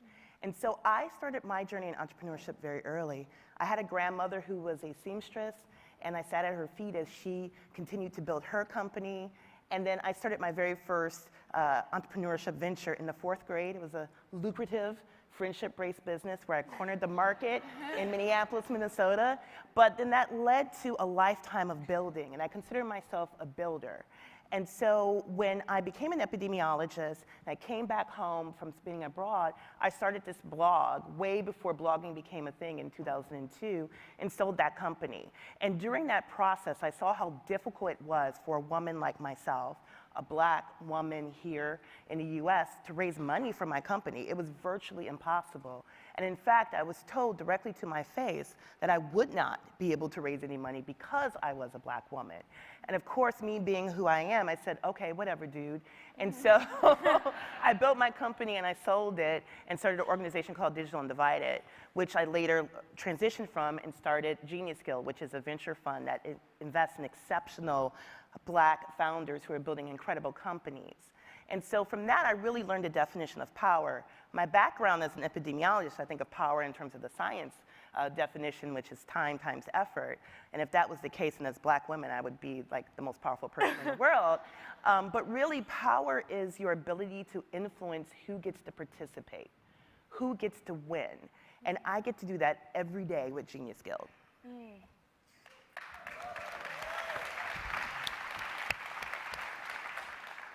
Investing, though, isn't always about money. Carly, you've spent years investing in girls' education through Code with Clossy, which teaches coding skills to young women all over the country. I actually had the amazing chance to come visit the camp when you invited me this summer, and I was, number one, not only blown away by all the skills these young girls are learning in such a short amount of time, but also their confidence and their composure and how strong and capable they were. So I'm wondering, what was your journey in creating Code with Clossy? And also, what has coding taught you about agency and power? Thank you, Phoebe. You know, we talk about power and realizing that power. You know, it was almost a decade ago, I started Code with Clossy out of just my own curiosity of what this thing that I kept hearing code was. And I was meeting all these entrepreneurs, building technology, transforming the world. And I wanted to understand what they knew that I and many others didn't know, and this superpower of code. And coding, really, what I realized, is a language. And a language that can allow you to write your own destiny, write your own narrative, and solve problems that you're most passionate about. And to me, that is the ultimate definition of agency. There are so many things that hold women back each and every day. Sometimes we're really capable. We wonder if we're really capable of doing something. And like I said earlier, there's that huge chasm between knowing your power and being able to act on it. It's being able to launch that business, start that nonprofit, hop into your career and do something. And Catherine, you've spoken about this, but as a black woman in venture capital, how have you seen systematic inequities in the space? And what efforts are both you doing and are you seeing to alleviate that burden? Yeah, I think the further you get from whatever the dominant identity is, the more identities, the more layers you add onto your identity, the more difficult it gets to be. And in a structure like venture capital, it's very difficult to break in. You have to have access to people and investors who can invest in you as a VC. So it becomes very, very difficult. There's very, very few black women in venture capital. I'm one of maybe 20, 25 black women who actually run their own venture capital fund. I do not say that to get props. I say that because that's sad to me. And so as a VC, as someone who has the power to influence who gets invested in, I invest in those that I know and industries that I know. One of my biggest investments, and one of the ones that's closest to my heart, was, and it was the first big check I wrote, was to another black woman epidemiologist who is creating a digital platform called Health in Her Hue that focuses on women of color, particularly black women. And it's one of our best performing investments in our portfolio. And so for me, I think that's really important, and that's the reason why I'm even in venture, is that I can invest in exceptional people like me. And because my identities are closer to theirs, I understand the markets, I understand the challenges that they're solving. And so I want to encourage more to get in this space, because as Carly and I talked, the closer you are to the problem, especially as an investor, the more likely you are to understand it and to invest in it. And Carly, you're a startup investor, and you're also a huge advocate for women's health. What are you learning through your work and how those two industries intersect? Absolutely. You know, I think, like you said, money is power, and power to greenlight ideas. And great ideas can come from anyone, anywhere. And I really see coding as this medium to express yourself and solve big ideas, build big businesses. And I think, you know, that's where we've had this past summer 5,000 young women in our summer camps learning how to code, and they built projects. 1/3 of those projects were around health, mental health, the kind of ideas that they're thinking about, problems they're experiencing in their own life, and being able to, you know, build a product, an app. There was one called Code Red, built around going through puberty and kind of navigating teen health, and being able to have tools and resources that they can share with their loved ones as they're navigating that. And that's where it's like, you know, so important to have diversity of thought, building ideas and technology that's going to be transforming our world. And we need more girls and women accessing capital, accessing tools to learn these skills, to participate in these conversations. Well, thank you guys so much. I'm so honored to have been able to sit with two women like you guys. I think when we look at society today, whether it's crowds lined up to see the Barbie movie or Taylor Swift and Beyonce single-handedly saving the American economy, our culture is rich right now with examples that when women stand together, things change. There is no denying that when women show up, us three included, things shift. And I feel so fortunate to be able to welcome to the stage my mother and my personal hero, Melinda French Gates.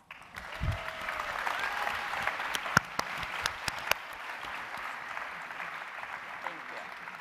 I love it.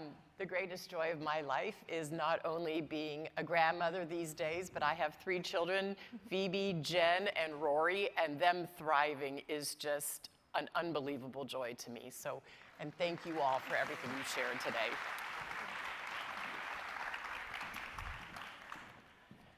Okay, so I was getting to sit and think a little bit about who I most wanted to talk to today about women's power. And I knew it had to be a woman who somehow captures the moment that we're in, the promise, the potential, the hope that goes forward. And my guest this year is all that and more. Through her very measured coverage of some of the most important topics of our time, she's become synonymous with journalistic integrity, nuanced analysis, and moral courage. Please welcome back to the stage, Abby Phillip.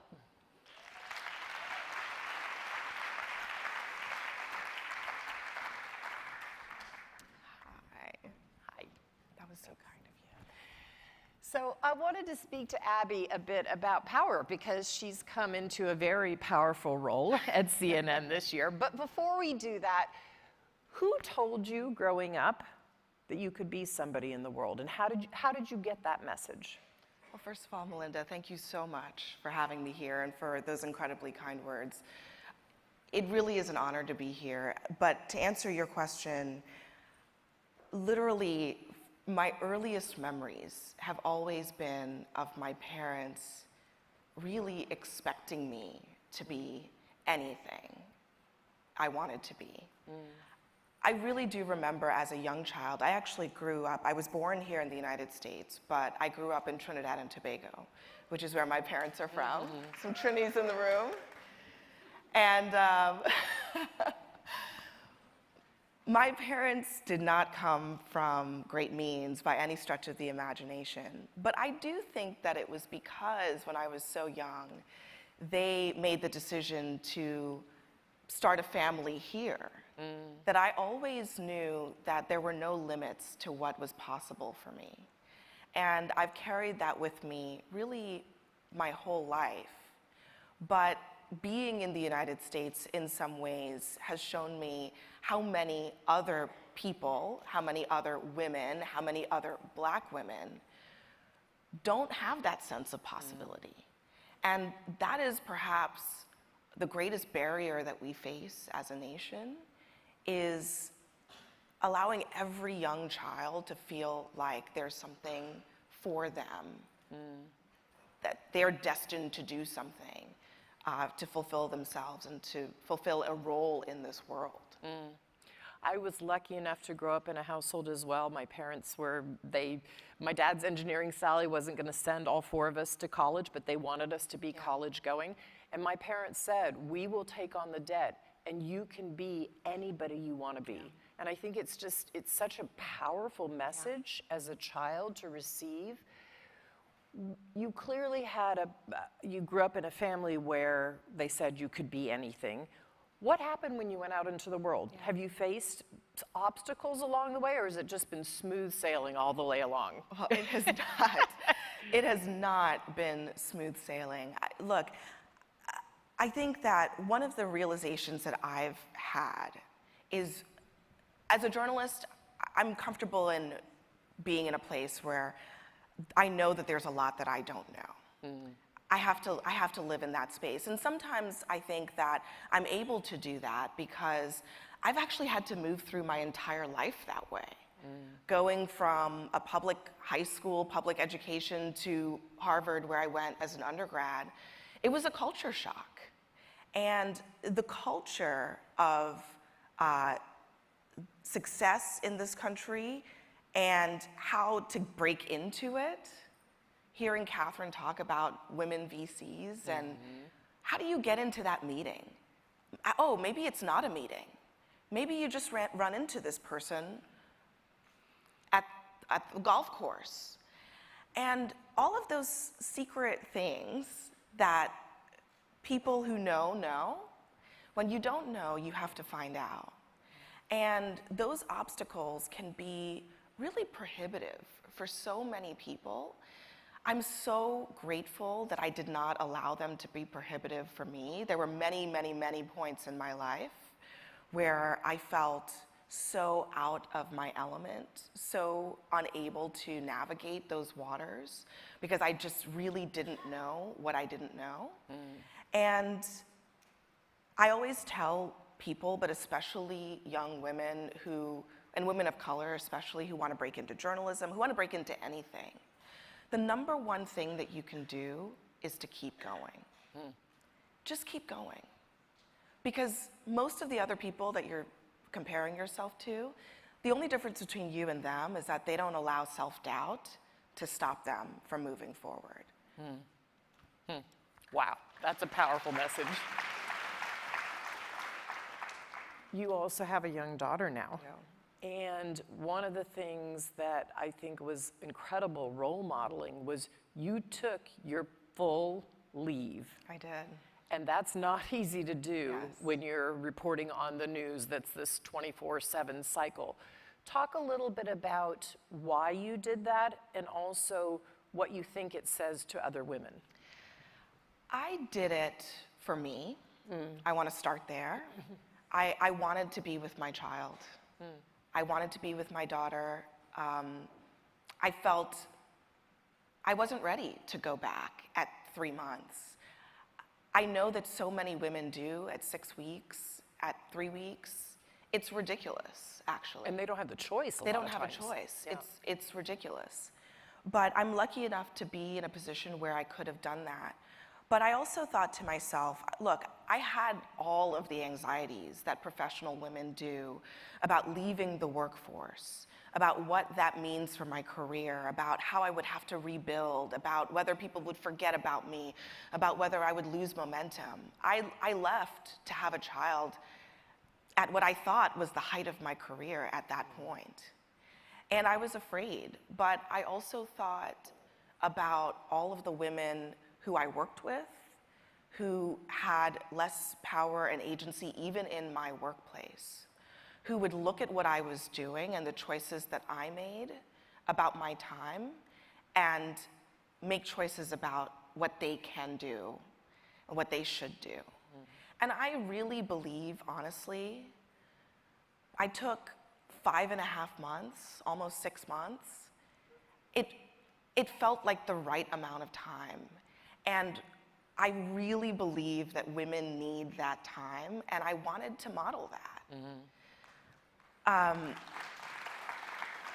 I take that responsibility very seriously about the role I play, not just in my workplace, but when people see what I do, what it says to them about where we should be. I'm grateful to my employer that we have that kind of time. But when I took my leave, a lot of women I worked with who became pregnant later or were just going on their leaves, and I did the same thing. I called my friends who I worked with and I said, how much time is it okay to take? Do you think they'll notice if I'm gone for longer than 3 months? And when my friends called me, I was like, take your time. No one will notice. But I'm gonna be honest. I don't think we should sugarcoat this. When I came back to work, it was really hard. It was really hard. It was hard emotionally, it was hard professionally. Did I have to rebuild? Yes. But can you rebuild? Yes. Do I wish that our workplaces were better about making it so that there isn't a penalty for women to have children? Of course. But you can rebuild, and you will. Take the time. Our children are precious to us, and I think they deserve that time with their parents, and yet we're the only high-income country in the world that doesn't have a paid family medical leave policy. And there are many people pushing on this because the high-income countries that have it, both the men and the women take it. I mean, isn't it amazing the labor that women just do for free? Yeah, that we're expected to do. That we are expected to do. It's amazing. And that's not how it's looked at, and I think frankly, it's ridiculous. Okay, so one last question, just because our time is short today. You had your own experience in the healthcare system having at the birth of your daughter, Naomi. Say a bit about that to the crowd, and then also talk about you're now using this incredible platform you've got to make a documentary about maternal health in our country. Speak a bit about that, please. Yeah, this is obviously so important to me. We've been talking today, and I'm sure you all know, the Black maternal health crisis, Indigenous women as well, is really a crisis in this country. And when it was my turn to have a child, I was honestly terrified. I was really afraid, and the more I looked into it, the more afraid I became about what could happen to me, about what I didn't know. And I took that fear and I tried to use it to empower myself, to make different choices, to make choices that worked for me, to feel like I could be supported and surrounded by people who respected me and respected the choices that I wanted to make. And I had a beautiful birth experience at home, actually, and with an incredible team of midwives and a doula, my husband, my mother. Not everybody's birth is gonna be like mine, and nor should it. But it really emphasized to me that what is missing for us, even in developed nations like the United States, is attention to the woman, to the patient, to the child that they are carrying.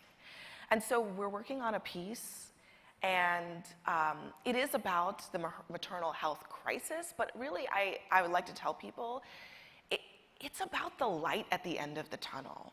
It's about what is possible, how a birth experience can be a beautiful thing, how it doesn't have to be centered around trauma and tragedy and fear. And what does that look like for Black women in all kinds of different spaces? We were in LA a week ago filming for the shoot. We witnessed an incredible birth. And I'm really excited for this to be in the world. It'll be, I think, sometime in the next couple of months. I'll keep you posted. But I just wanted to thank you for giving me an opportunity to talk about that, because to me, this is so important for all of us to reclaim childbirth and childbearing as women and to remove it from a space of trauma. It's 2023, okay? And women should be able to give birth to babies without fear. We should be able to do that. We can do that. There are all kinds of incredible models out there that are saving lives. And I think it's time, we know the statistics, I think it's time that we empower women with hope. Because there's more out there that is possible for all of us. I learned that in my childbirth experience, and I just feel so strongly about sharing that. Well, Abby, you have stepped into a very powerful role at CNN. You're now going to host a primetime show. And what I love when I see women in roles of power is using their power in different ways, telling the stories of what life is really like and where there is hope and possibility. So I can't congratulate you enough on this role, and I am so excited to see what you do with your platform. Thank you so much. Thank Linda. you. Thank you.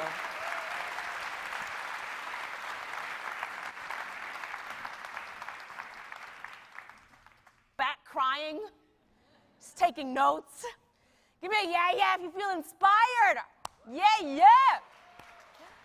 Abby, Melinda, thank you so much. Let us never forget what Melinda said. Women can't do well if they can't be well. It's so important. Now, I also want to thank all of the experts, thought leaders, and storytellers who made that such an enlightening session. Hey, the future of maternal health is in great hands. Coming up, we have Bill Gates, hosted by Oscar-nominated actor David Oyelowo. Yeah. We also have a content creator extraordinaire, Nusaya Yassin, aka Nas Daily, who will show us what he does in real time, what he does best. And y'all ready for this? And the double Oscar-nominated Emmy, Grammy, and Tony Award-winning star Cynthia Erivo will be closing the morning with a unique Goalkeepers finale. We also have a surprise performance. I can't give away too much. It involves rain. Yeah, okay, I said nothing. Stop me. It's been a jam-packed morning, and now it's time for a quick 15-minute intermission. So stretch your legs, grab a snack, go to the bathroom, get a tattoo, whatever floats your boat, okay? Hold up now. I know many of you will want to catch up with other goalkeepers, but I want to stress, this is only a 15-minute break, okay? I know you can't see the teleprompter. It's bolded. 15 minutes. They're not messing around. I know you all learned a bunch of new stuff in this last session. Don't forget to share it on socials. You're already gone. You're not listening. Go do your things. I'm not reading this anymore. Go, run, go pee, do your things. All right, goodbye. See you in 15 minutes.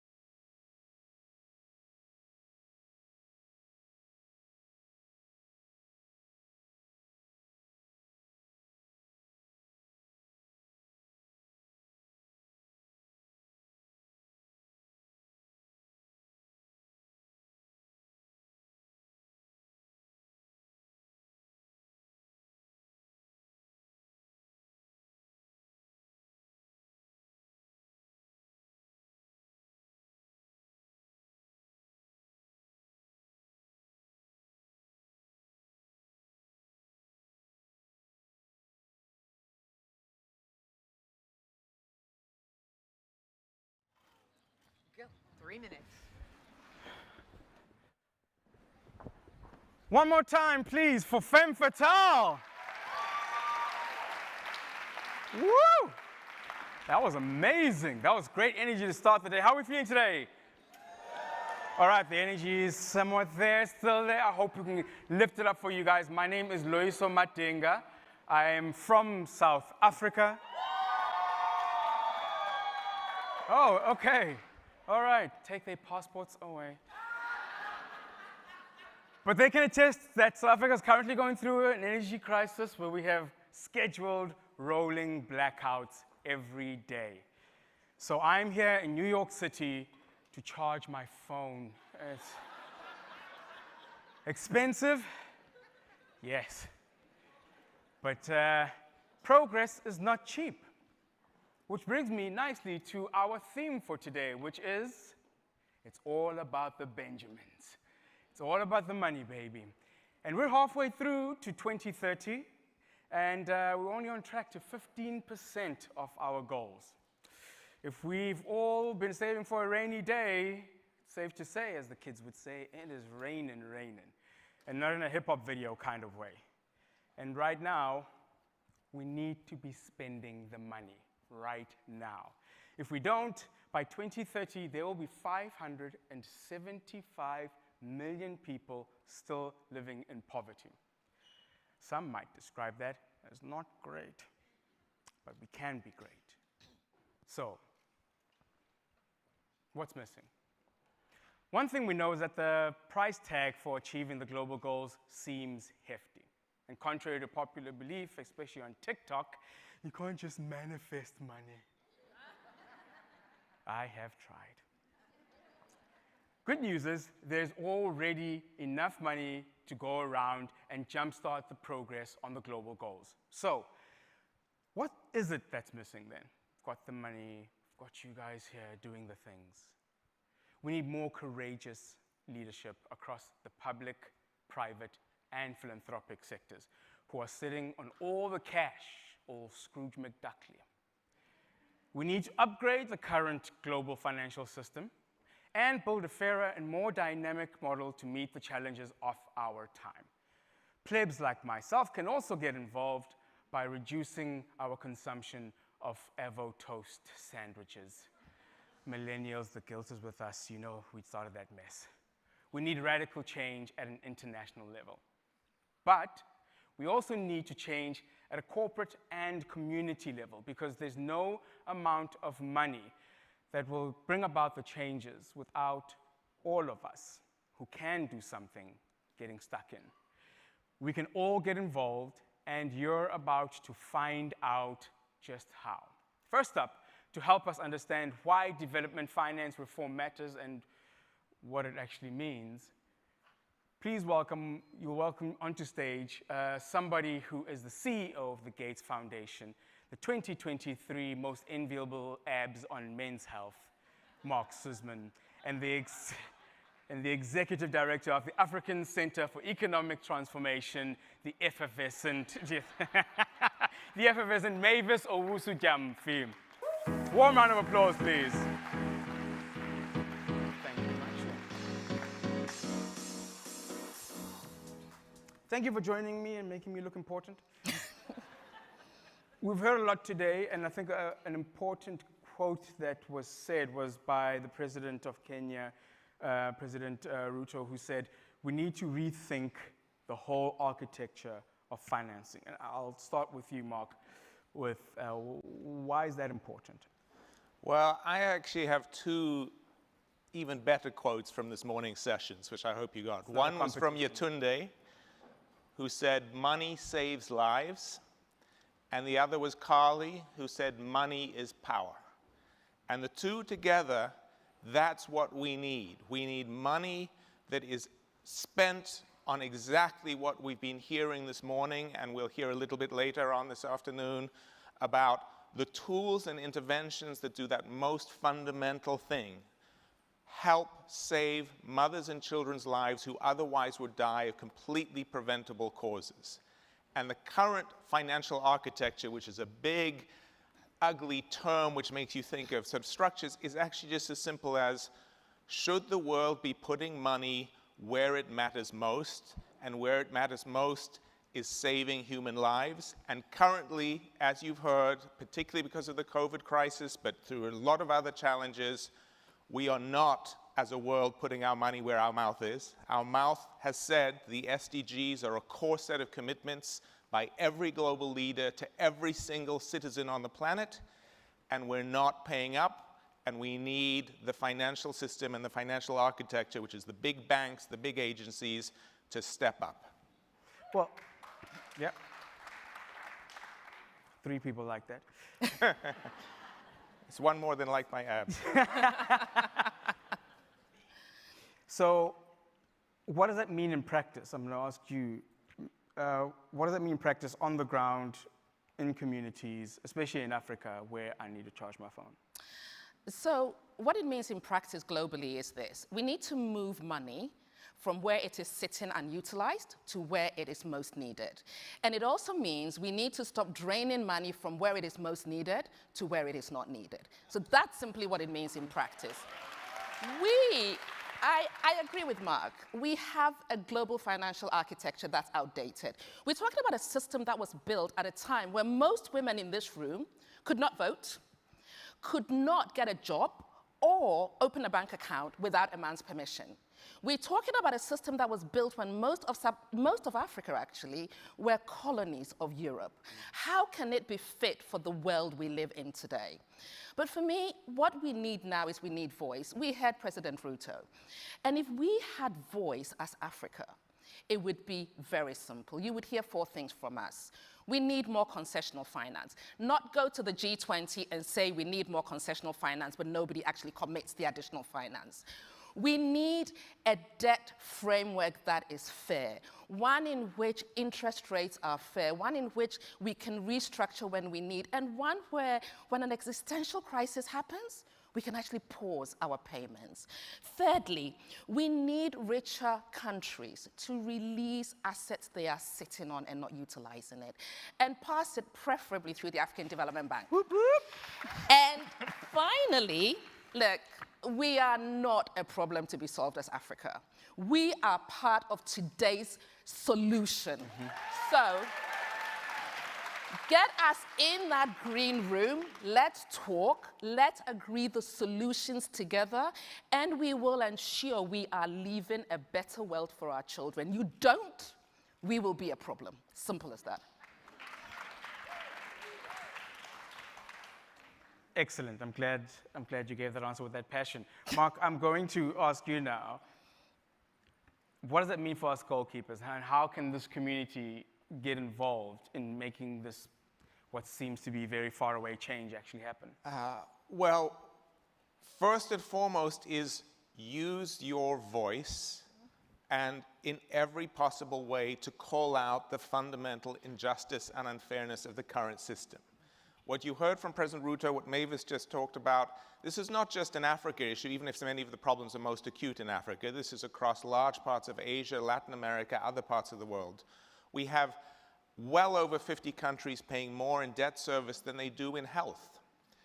You simply cannot achieve the health outcomes. You can't save those 800 preventable maternal child deaths a day. You can't save the thousands of preventable child deaths if you aren't allocating into those core investments in human development, health and education. So if you have a structure and you need advocacy campaigns, we've seen that happen in the past before with what was the Jubilee program, but we need to combine that with a very 21st century approach to the SDGs, which says the countries need to be in the driver's seat. It is the countries accountable to their own citizens for these SDG implementations, so it's also holding the leaders of the countries, President Ruto and others, accountable. He has made a set of commitments. The Kenyans and the need to hold him accountable, and he wants to be held accountable. How can we combine that and not make it an abstract thing that sits up and is filled with acronyms that goes on conference circuits, and make it something very real about essentially show us the money? Mm. That's exactly what it is. It shows the money, and I guess we all kind of know that. Everything we're trying to do is based around the money. And we have the solutions sitting in this room, and everybody's trying to do their best. But what would it mean if we do not achieve the things we say we're going to achieve? What does it mean if we do not release these monies and create this reform, especially for the young people? Okay, so Louisa, Africa is the world's fastest growing and youngest population. We are sitting on natural resources that can drive the world's green industrialization. And we are quickly becoming the world's largest single market. We can either harness these opportunities or we can imagine this world. A world in which the military coups we are seeing now and the conflicts are no longer the odd issue, but the norm. We can imagine a world where young people are fleeing the continent and taking dangerous journeys to get to economic opportunities. We can imagine a world where, as Melinda said earlier on, women and children are dying from preventable causes. We can imagine a world where there are a lot more women and children dying from preventable causes. And worst of all, we can imagine a world where we suddenly become a net contributor to climate change. None of us wants to imagine that world. So I just want to leave all of you with a Kenyan proverb. Treat the earth well, because it is not handed to us by our parents. It is loaned to us by our children. So unless we all work together, and young people today hold us to account for ensuring we are giving them a better world, but most importantly, a world that they can ensure they are holding safely for our grandchildren, we are in trouble. So I personally want to imagine the first world, the brilliant world of Africa at the heart of a global phenomenon, rather than the other one. That's very true, yeah. And I'm glad they've allowed the space for us three young Africans to sit here and discuss this. I'm young. I don't appreciate any of those giggles. Thank you. And as Africans, how are you guys feeling about the future? How are you feeling about where we are with the SDGs and our possibilities of actually achieving it by 2030? I'll start with you, Mark. Okay. First, I'm angry. I'm angry that we are at the SDG halftime and we haven't stepped up, and at the time that so many countries in Africa and across the world faced unprecedented difficulties during COVID, the rich world, by and large, spent trillions of dollars on their own economic resilience. We haven't seen the resources, the focus, the action back on the SDGs. That's why we see this as a refocus and sign-up moment. It is about accountability, commitment. It is hopefully, and certainly I've left this morning already, much more inspired and excited to action. And Goalkeepers is all about possibility. For what we're outlining today is not pie in the sky. It's very concrete, implementable actions. They're low cost, they save lives, they can be rolled out today, tomorrow, next week, next month. We've got key events coming up. We've got lots of good rhetorical commitments. The UN is very good with words. The G20 is good with words. We have some big meetings coming up. World Bank, IMF meetings. We have the COP climate talks at UAE at the end of the year. Those need to be meetings where those words shift. You see them turned into that money. That money is turned into the implementation, whether it's food security, climate adaptation, health, it saves lives. And that actually makes me optimistic because the data shows, yes, we're behind. It's a tough halftime, but we can absolutely meet those goals by 2030 if we take that action now. Excellent.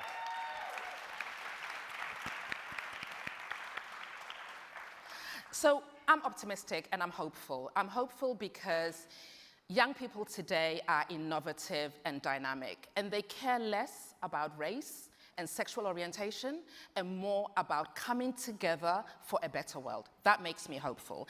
I'm hopeful because we've done it before. We did it with HIV/AIDS. We did it with the last debt crisis. We did it with the MDGs. And then those were existential crises, but we did it.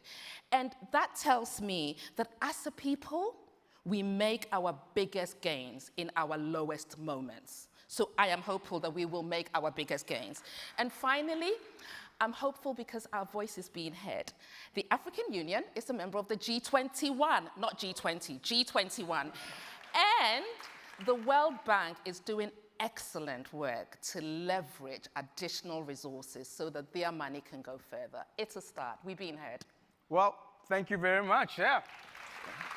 Thank you for being part of this. Really appreciate it. Thank you so much. Thank you. All right. 2 key factors we can take away from that is yes, we can be optimistic, and yes, there are lots of opportunities. Okay? Feels like a hijacking. The world's financial system needs to change, and when, not if, these changes happen, they will need everybody, they will help everybody, everywhere, all the time. It's great that Africa is included in the conversation and given a seat at the table, which is why, if you guys look under your tables, under your chairs right now, you will find vibranium. I'm kidding. Wakanda's not a real place that we'll tell you about. Now, we've heard what needs to happen on a global level, but now we're going to zoom in on a local level. As when it comes to funding the SDGs, we know we must include voices from our communities. We are about to hear from Nwamaka Agbo, who is the CEO of the Katili Foundation and the Managing Director of the Restorative Economies Fund, whose projects help people and communities build self-determined communities. I read that entirely wrong, but you understand English. Please welcome onto stage Nwamaka.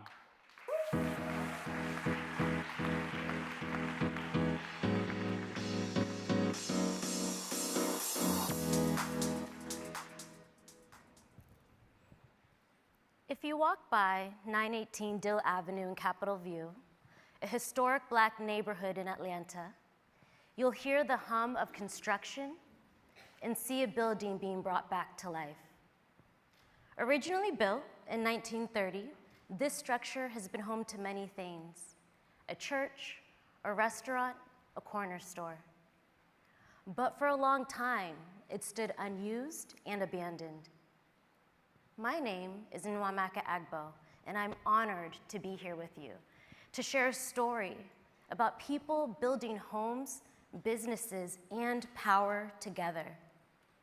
In my work at the Katili Foundation and our Restorative Economies Fund, my team and I redistribute wealth and resources to support the power of Black and brown people. We do this by supporting community-owned and community-governed projects that bring people together to create shared prosperity, self-determination, and collective power. I created the restorative economics framework to upend the dynamic of our current economic system, a system where profit is prioritized over people and the planet. I find myself circling back to the same question. Can we challenge the model of individual wealth and create shared prosperity instead? Can we let go of hoarding power and control? The work happening at 918 Dill Avenue, led by an organization called the Guild, offers an example of why the answer is yes. The Guild is a people of color-owned community development cooperative. They saw how people in Atlanta, especially Black and brown folks, were being rapidly displaced by development being driven by outside forces. So they decided to shift power away from corporations and towards residents who want to have agency over the place where they live. When their work is completed, 918 Dill Avenue will be a development that is owned and governed by its residents.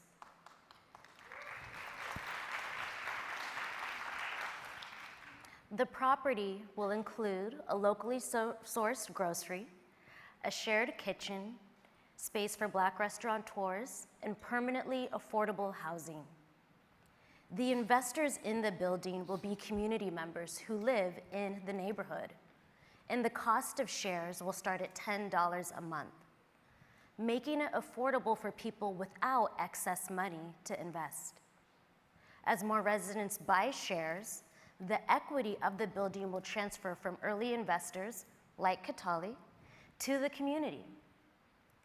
In traditional development, an outside investor makes the investment decisions and also owns the asset. So the wealth accumulates back to the investor over time. With restorative economics, the community owns the asset, so they financially benefit from the project, as opposed to just getting to use the asset as long as the investor sees fit. My curiosity about community ownership was sparked when I visited my ancestral villages in Nigeria growing up. There, I got to see how the stewardship of land was seen as a collective duty. The fruit of the land was shared among all, and people were invested in each other's well-being. From what I've seen with my family and with my work, I know that it is possible to challenge individual wealth and to relinquish power. In philanthropy, typically there is the grantor as the decision maker and the grantee as the beneficiary. But this asymmetry of power is not going to get us to justice and liberation. Some of you in this room today are decision makers. Others are receiving resources. How can we build relationships that make us better people and our institutions stronger?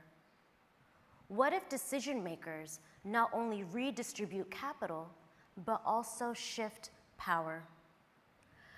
I want you all to imagine a world where we create shared wealth, where instead of resources being held by a few, people who live in a place together steward the assets to benefit everyone. A world where Black and brown people have the capital, power, and agency to execute their visions for prosperity in their communities. This is not a world that only exists in our imagination. It is a world we are building together right now. The folks at the Guild are building it. We at Katali are building it.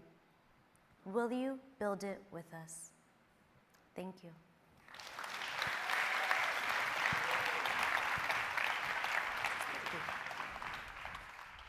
That was invigorating. That's the kind of stuff that you want to see happen, but also want to see replicated. So it's exciting to see places executing those places. And also, it's lovely to hear a nice, soothing voice like that. My word, I want to turn my GPS. It'd be so much easier to drive. You missed your turn. Now playing Beyonce. Now, communities having the power and resources is something we can all get behind. It's a no-brainer. So what else is missing? As we look at the funding, the global goals internationally and locally, the truth is the private sector is a crucial part of the puzzle. And who better to hear from than the CEO of Chobani and SDG advocate Hamdi Al-Kaya. If you don't know, Chobani makes the bombest yogurt in town. He didn't pay me to say that, but now that I have. Hamdi believes it's not just about getting a good return on investment, but getting a good return on kindness. Interviewing him will be goalkeeper and entrepreneur Nasir Yassin, best known for his huge social media following, Nas Daily. Please, everybody, welcome onto stage Hamdi and Nasir.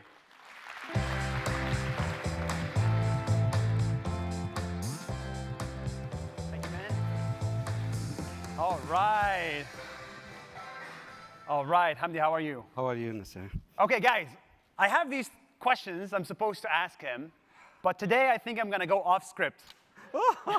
Sorry, we're gonna go off script, and I wanna understand what is the CEO of a yogurt company doing at the Sustainable Development Goals, Hamdi? Why are you here? Oh, I'm so happy I'm here. You know, I was thinking about this morning in a meeting. My town in eastern part of Turkey, next to Euphrates River, I grew up as nomad.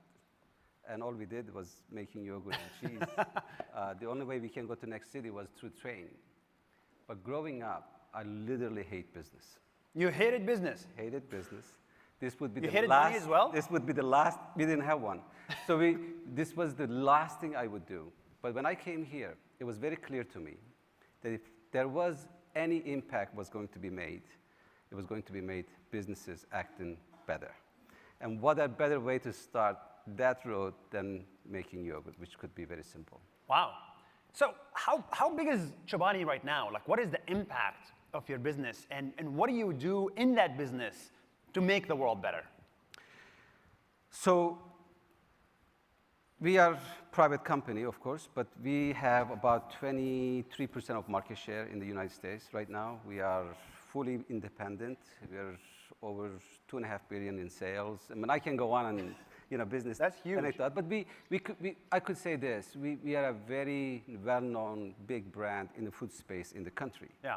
And probably in the last, 20 years, Chobani might be the only company who started as a startup without raising any capital in the beginning and turned into making billions of investments in communities like upstate New York and Idaho, and still independent. Usually the business to scale it in the food side, especially on food side or consumer goods side, journey gets really cut short early on because of the financial needs. So we figured out how to grow it and stay independent. Okay, but I'm gonna guess 0 people here have a yogurt business. Yeah. But I think a lot of people here have employees. They have teams. They have people that work with them. And you're known as the guy who treats their employees well in order to build a better business. Yeah. How do you actually do it?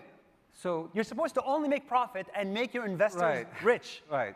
Coming from the guy from Harvard, my advantage that I had no exposure to business or business world. So before Chobani, I have a very small cheese business, but before that, I didn't study business. I never worked anywhere. I never knew anyone who started business. So I had no knowledge of the playbook. So when I entered in this journey, I just didn't want to become the guy who I grew up hating.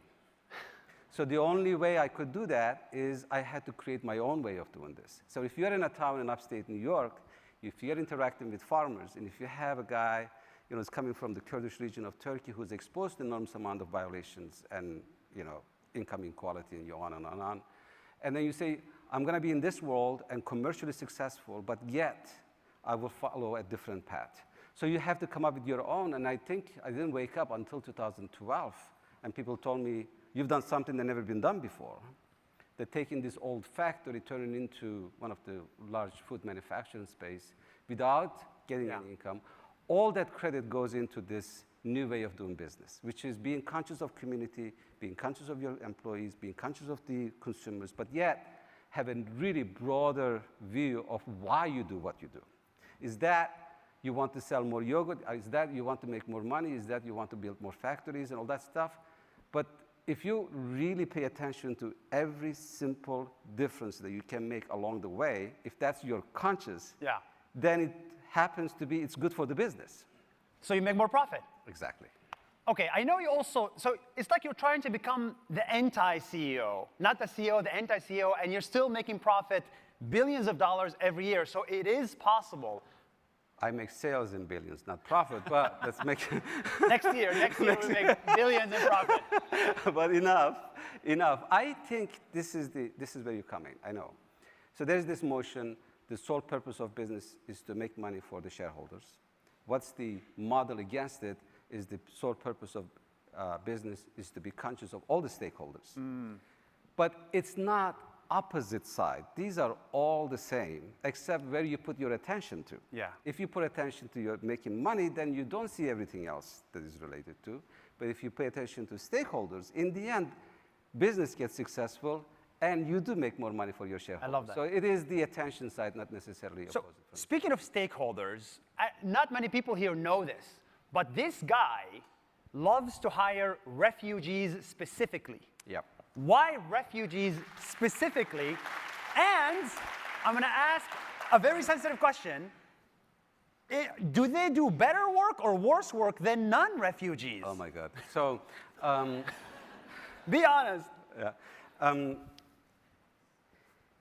I never thought one day I would be in front of these amazing people and talking to you about this when I started this.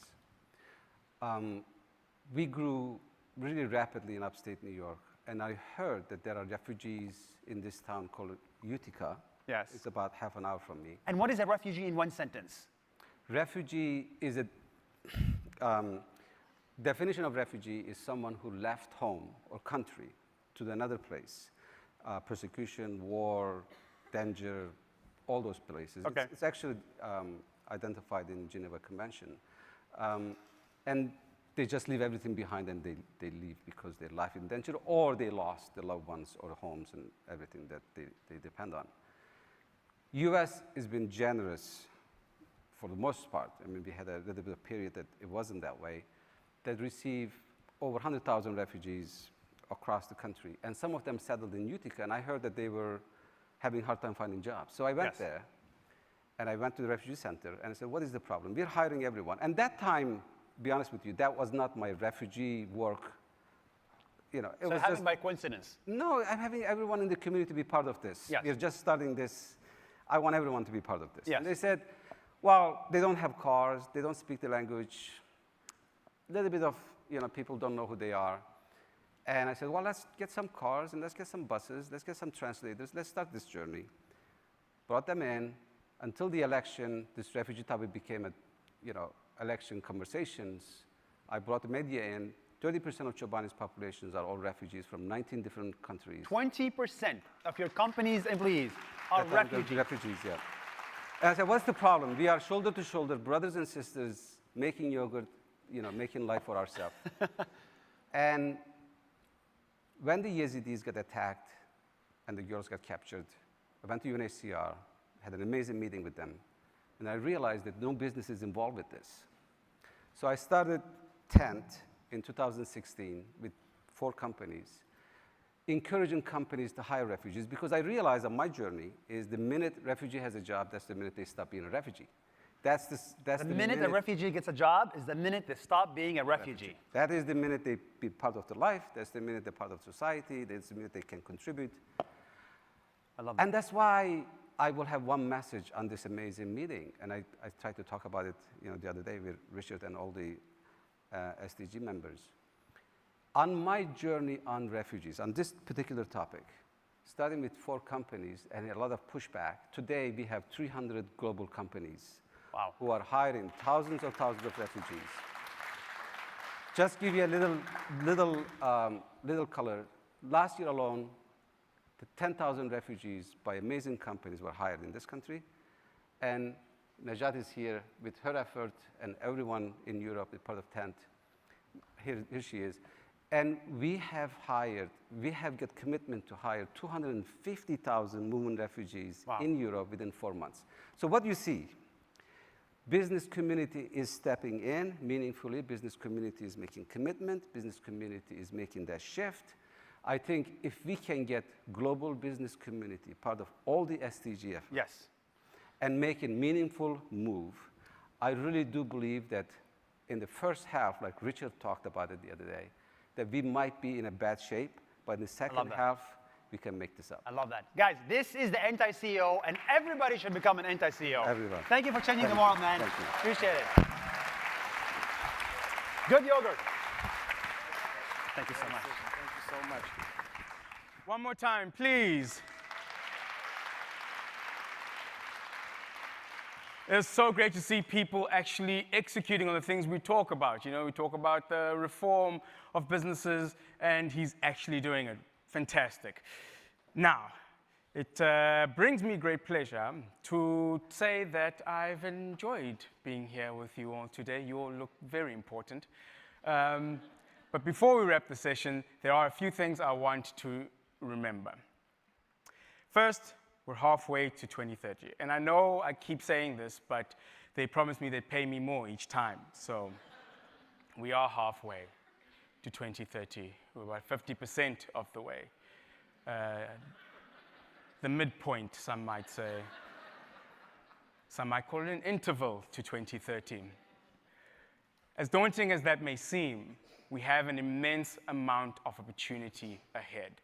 Each one of us can do something to help make the global goals happen. We just need to hold the powerful accountable and free up the funds. The journey to transform our current financial system will need all of us working together across sectors. Martin Luther King Jr. spoke about the fierce urgency of now. He also mentioned that you are the little black boys and little black girls he dreamed of, albeit much hairier. But the power of now is what we need to focus on. Now is the time to ensure that the systems we rebuild are more equitable, with a fairer distribution of resources and power, and where everyone gets a seat at the table. Together, we've imagined a world where progress on the global goals is more important than profit, and where wealth and prosperity are accessible. Now, go out there and create that world. Thank you again to all of our speakers that we've had today, and to you for joining us. My name is Loso Matenga, and my phone is fully charged. Until next time, goalkeepers, have a nice day.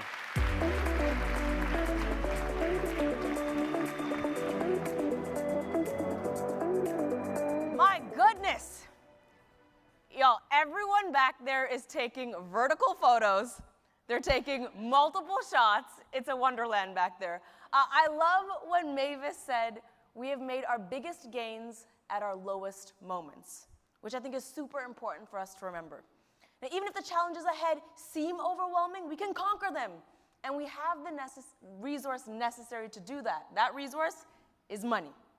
As you all know, the theme of Goalkeepers report this year is maternal and neonatal health and mortality.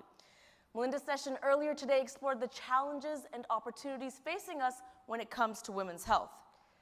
Sadly, there are just as many challenges when it comes to newborn health. This will be the topic of Bill's session, hosted by Oyello, who will be moderating our next session. And after that, we're going to have an amazing performance from Cynthia Irivo. Enjoy.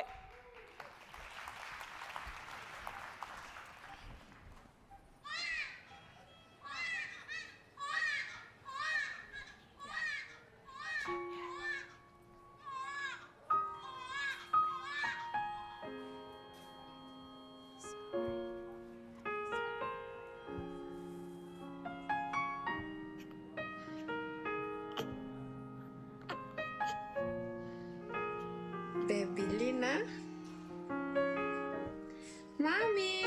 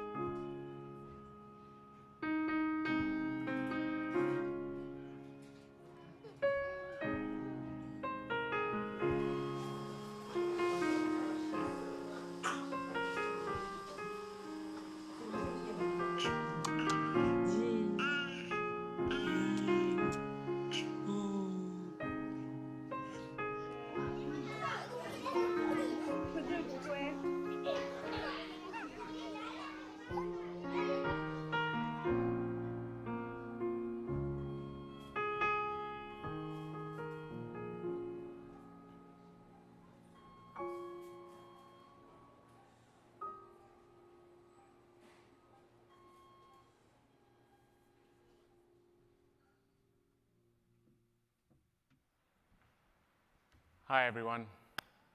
That video really affected me deeply the first time I saw it. I have 4 kids of my own, and so that last line there, I could feel the effect it had in this room. The first year. That first year of sleepless nights, of hard cries and soft coos. That first year of first smiles and first foods and first steps, of tiny triumphs and a million mistakes. That first year of parents learning to fear all the things we can't control, of loving to love all the things we never knew we were missing. A tiny hand around our finger, a warm breath on our shoulder, the flutter of another heart beating on our chest. But for too many families around the world, that year is cut short. I'm David Oyelowo. I'm an actor, a director, and producer. But first and foremost, I'm a father of 3 boys and a girl, my Zoe. My children have shaped me in ways I never knew possible. They've taught me to be braver and kinder, showed me the truth of the Bible, that there is no greater love than to lay down one's life for one's friend. They've made me want to work harder for justice, especially for my daughter. When she was born, I looked at the world she was inheriting, one still entrenched in sexism and misogyny, and I saw the limitless potential inside of her just waiting to be realized. But my daughter's future, the future of all our daughters, isn't a women's issue, it's a human issue. And I began to understand that I wanted to live out my values and my faith. If I wanted to do that, I had to do more for girls like her around the world, especially those who don't have famous fathers, those who don't have easy access to education and healthcare, but are just as worthy. Because empowering them does more than change one life. It gets us closer to the world that all women deserve. And so, in conjunction with the GeneCo Foundation, I created the David Oyelowo Leadership Scholarship to help more girls in Nigeria pursue their education, their dreams, so they can learn and grow and live lives of dignity and pride. Live lives in which they can lead the way. As goalkeepers, we have a similar mission to help people everywhere reach their full potential. And that starts with one first year. Some of the stories we hear today will be difficult. When birth becomes death, futures are stolen before they can even begin.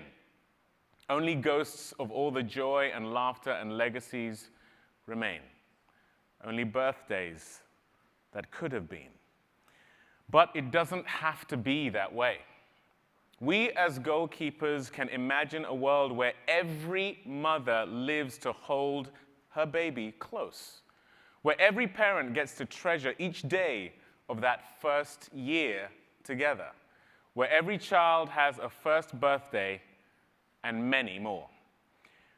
We can imagine it, and more importantly, we can make it real. With better tools and investments, with smarter policies, stronger advocacy, and a whole lot of work, we can save lives. That's why I'm here today, and I know it's why you are here as well. So, to get us started, I'd like to introduce a man who is deeply dedicated to finding those real, meaningful solutions. Bill Gates.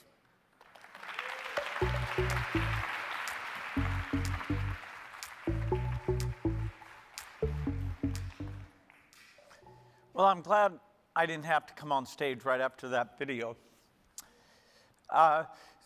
So behind me is a circle that represents 10 million children, just like the ones you saw in the video. And in 2000, when Melinda and I started the foundation, that's how many kids under 5 were dying every year. 1 every 3 seconds. And this statistic was so stunning to us that it became the top priority of our foundation to work with others to change that number. And the world did act.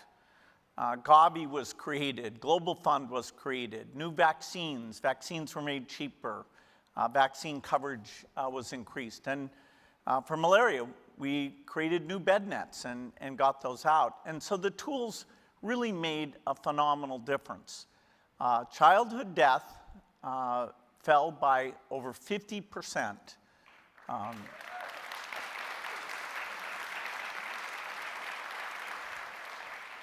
And so now we're down at 4.6 million, which I think is always worth celebrating. A lot of people aren't aware of it. It's one of humanity's greatest achievements this century.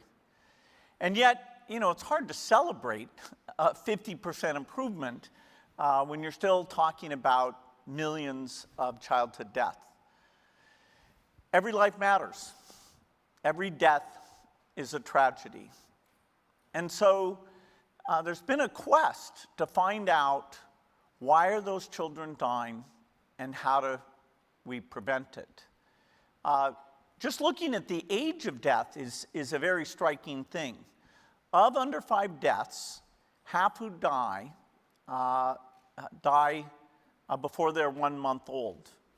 75% of those are in that first week, and 2/3 of those are on the very first day. And so when we talk about childhood death, these early deaths are a significant part of that burden. And in fact, this is the part that we knew the least about. You know, we figured out with pneumonia and malaria and diarrhea, which are the 3 biggest killers after the first 30 days, we figured out, okay, what were the interventions there. But for the first 30 days, we knew so little. You know, we knew there was infection or asphyxia, but that didn't tell us what had to be done. So large investments were made, investments to, you know, understand the microbiome or what exactly infection was taking place. So over this last decade, we now know a lot more. We know more, you know, we've learned more in the last 10 years than we've learned in the last century. So it's armed with this knowledge that we go forward. One of the key studies that's unlocked that knowledge, funded by the foundation, is called CHAMPS. That stands for Child Health and Mortality Prevention Surveillance. Early in the life of the foundation, when we were talking about deaths, I said, well, don't they do autopsies for kids? And people looked at me like I was crazy because the cost and expertise and, you know, you disfigure the body. And so, you know, that simply, there was nothing like that. But CHAMPS was designed to work everywhere in developing countries. The expertise involved makes it a little bit like a TV show, House or CSI, where you do medical investigation. You gather data, you look at that data and think about what it says. So whenever you have a child dying in these regions, the developing countries where we're running CHAMPS, the researcher goes to the parents and asks for permission to examine the body and take gut samples, lung samples, and brain samples so that all the information is gathered up and goes back to a panel of doctors. And those doctors look at this in great detail, you know, trying to understand exactly, you know, what caused the death, but also the full picture of what led up to that situation. And this information was very surprising. For example, we had thought that whooping cough, a particular disease, would be a killer of over 10%, and it was only 1%. We thought that a particular type of pneumonia, although we knew it was there, Klebsiella, we thought that would be very small. And yet it emerged as the single largest cause of these neonate deaths. And so that really drove us, okay, we need to get new antibiotics out. We need to use them in new ways. We need to look at trying to do a vaccine exactly for that. The thing that was very rich in the CHAMPS data was not just that ultimate cause of death, but the whole chain of events. And for almost every child, there are multiple factors. You know, why was the child so weak that infection drove them over the edge? And that's why, you know, we can think about it a little bit like CSI. when you die of pneumonia, you work backwards and say, okay, was that pneumonia only there in that hospital setting? Or, were they susceptible to it because of malnourishment? And so, going back in time, we can look at all the things that we could have done differently. And the one that emerged, perhaps not surprisingly, again and again, is malnutrition. At the very, very beginning, even during pregnancy, some kids are on their growth path, and some kids get off that growth path, even in utero, and also during their first few days. In fact, almost half of all the children who die are malnourished, and so they're overrepresented by a factor of 4 in the kids that don't make it. So it's a very depressing finding. We think, oh my goodness, we're not even at that early stage of life doing the right things for the nourishment. But that led to a lot of new insights. Study on inflammation and the placenta and all sorts of things that you can do to help the mother, help the child, even at birth, achieve their normal nutrition. So here over the next hour, it's going to be upbeat. You're going to see these new ideas, actually 7 different areas, ranging from AI-enabled ultrasound, which helps us figure out which pregnancies are high risk, to technologies that can help a premature baby, breathe, which is the greatest risk for them in terms of dying, to micronutrient and arm supplements that help the mother help the baby and improve pregnancy outcomes. I love the work we do in global health. I love the great innovators we get to back. And I'd say, I've gotten over the decades to see a lot of amazing breakthroughs. But I really rank this collection of tools that I think we can get out, rank near the very top when you look at the number of lives that can be saved. How many lives? If we deploy them, it's over 1,000 lives every day. And so that's 2 million lives by 2030. And that's not the only metric that captures how important these things are.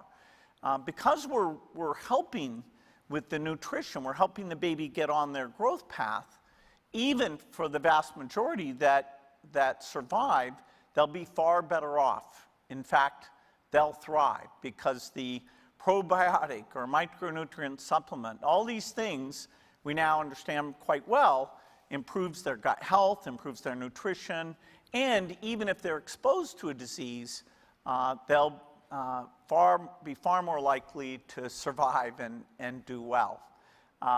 We see this. We look at various measurements of brain development. We can see that these interventions are causing better brain connection, more white matter. We can see it in their physical development. So we've learned a lot. We continue this research path that's very, very exciting.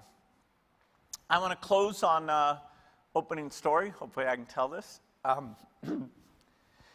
So in order to see the CHAMPS work, it actually got started in Soweto, in a hospital there. And so the idea is I went in and, a child had died that day, not surprisingly because there's deaths most days. And so I went in and saw the baby's body. At first it was wrapped in plastic, and the doctors came in and unwrapped it. And they took these samples. They do it in a way that does the least disfiguration possible. In fact, it's very clever how that design has been done.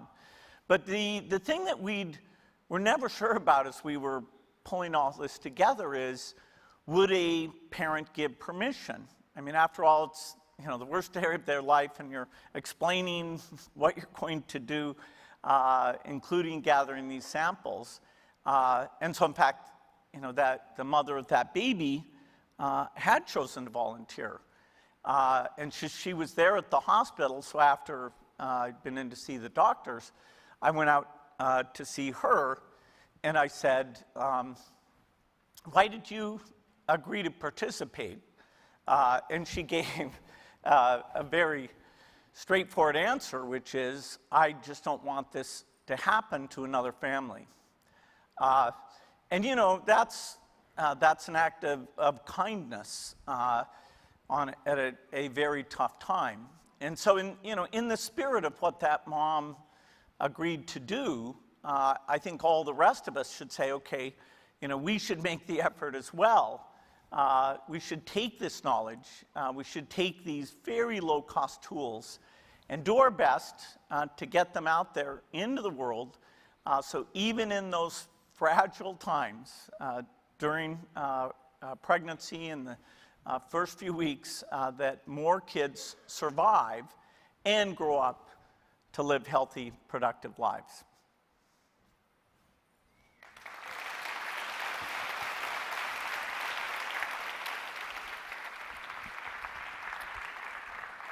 Thank you, Bill. As a parent, it's impossible not to hear that story and wonder if we would be strong enough to make the same choice. That selflessness is inspiring.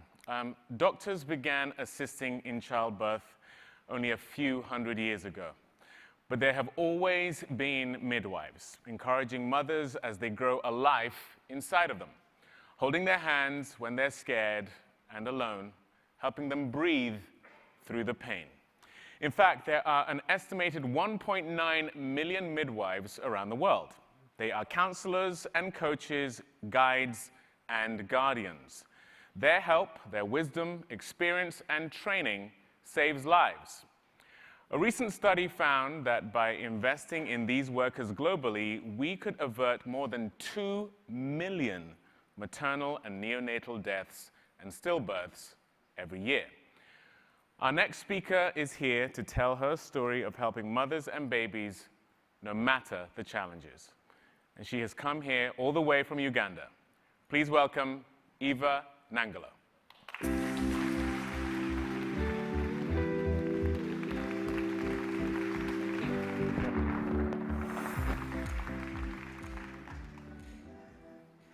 Hi, everyone. I'm Nangalo Eva, a midwife from Nakaseke Hospital, Uganda. I want to thank the organizers of this event for inviting me, a midwife, to be part of this. I appreciate it. Thank you so much. As a child, I grew up passionate about mothers and babies. I could always look at a mother who is pregnant and I'm like, how is the baby in the utero? Is the mother getting whatever she wants for her life? My dad wanted me to be a teacher, but this wasn't what I was created for.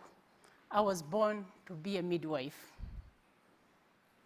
It wasn't easy being born from a poor family. It wasn't at all. Sometimes I could leave school and go help my family survive. I eventually joined the midwifery training, but I was struggling to get school fees. At night, I could always pray to God, telling him that if you help me go through this training, I'll help many. God helped me, and I went through the training. Some of you might not know what it means to be a midwife, but we are always there. When the world is sleeping, we are fully awake, watching, facing death, delivering lives. We treat babies, we care for babies. We care for mothers before, during, and after delivery. But sometimes it isn't enough. In Uganda, we lose about 17 mothers per day in line of giving birth. And these are the only figures recorded in healthy facilities. There are those who die outside in the community, and they are never recorded. Approximately 140 babies die per day before seeing their first birthday. Why are all these mothers dying and babies? Sometimes there's shortage of power, Sometimes there are equipments. Sometimes we lack essential medicine. Sometimes there is no transport to the next facility to get some help. Even if the systems around us break down, we are the ones who don't break.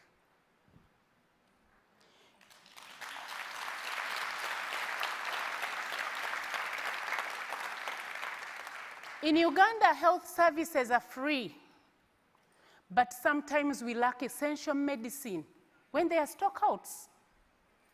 That's when I pick my little money from my pocket to see that the mothers I care for and the babies get medicine, get food, and sometimes transport. I always keep my hair short, not because I want, but $1 I don't spend styling up my hair is $1 I can use to save a life of a mother and a baby.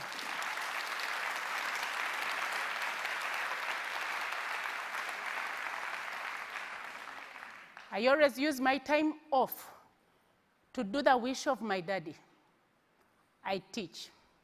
I go around districts and healthy facilities teaching health workers how to identify and solve problems in the health system.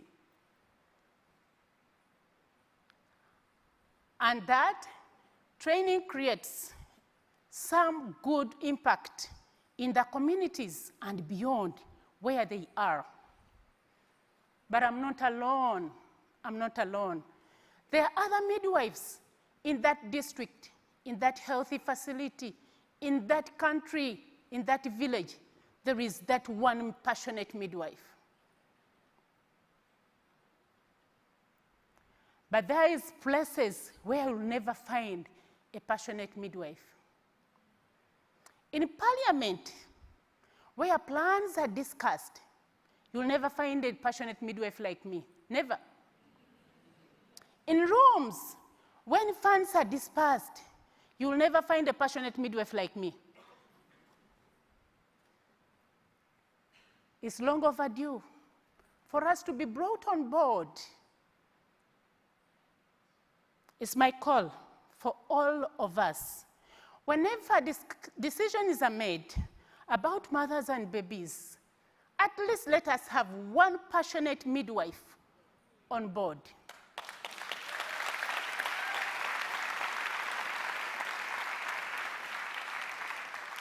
We always bear the weights of those decisions. We live and die with those decisions. We should take part in making those decisions. We can ensure that health workers have tools, medicine, and modern facilities that they need to save lives. And we do need to be granted the training, the compensation, and the respect that our dedication commands. Remember, in many developing countries, few mothers will need a doctor to deliver, but every mother will need a midwife to deliver. I know many of you sit in those rooms, on those tables, where maternal and child health is being discussed. Well, now, all you say now that you know the work of the midwife, it's a call to us all to save us one seat on those tables, in those parliaments, in those organizations, in world organizations, so that we get a voice. You can't save mothers and babies without a midwife. I thank you so much.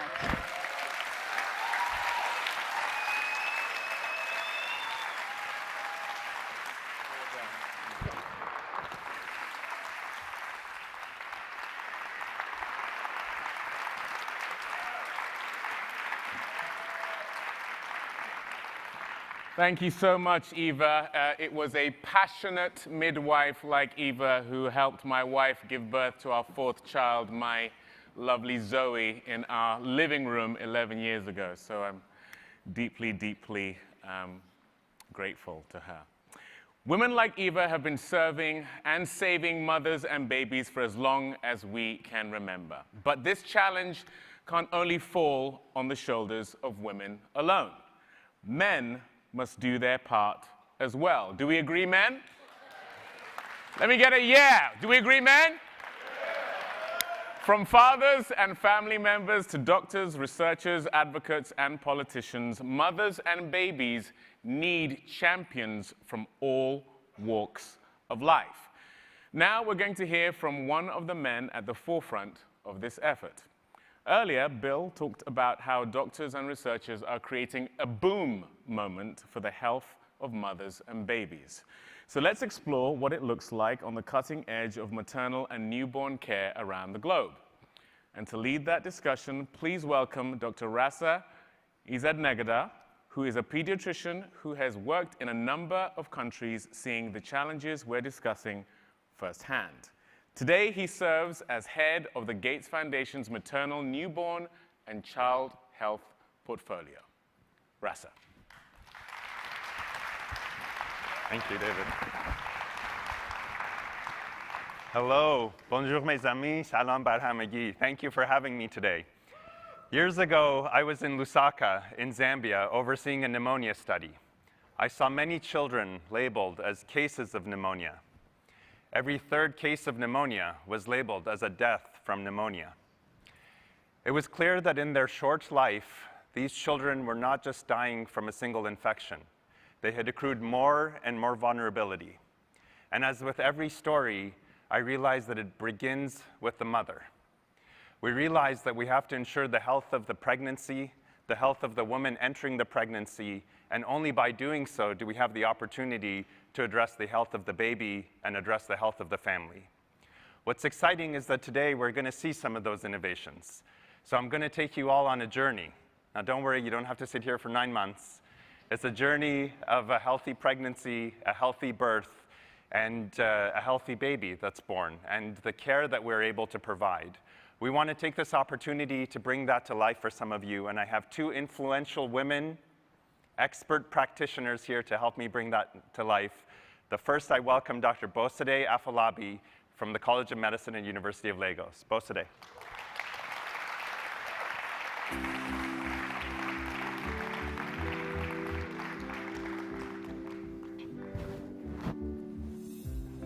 Thank you, Rasa. Thank you all for that welcome.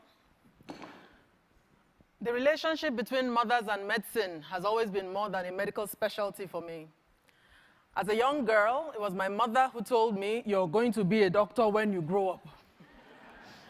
I considered rebelling with a career in economics, as I was great in mathematics, but in the end, I wanted to devote my life to infants and not inflation. And today, together with other researchers, I'm working on life-saving tools to help mothers and babies thrive. The medical community now knows the time to start caring for a child isn't when they're born, it is before, in their mother's wombs, during pregnancy. But as we all know, when a woman is pregnant and poor, there are many barriers to getting antenatal care. It's hard to access, and if you do, there's a good chance it will be of low quality. There are two promising interventions that can make a difference in these scenarios. The first tool centers on fighting malnutrition. If a mother is malnourished, her baby is as well.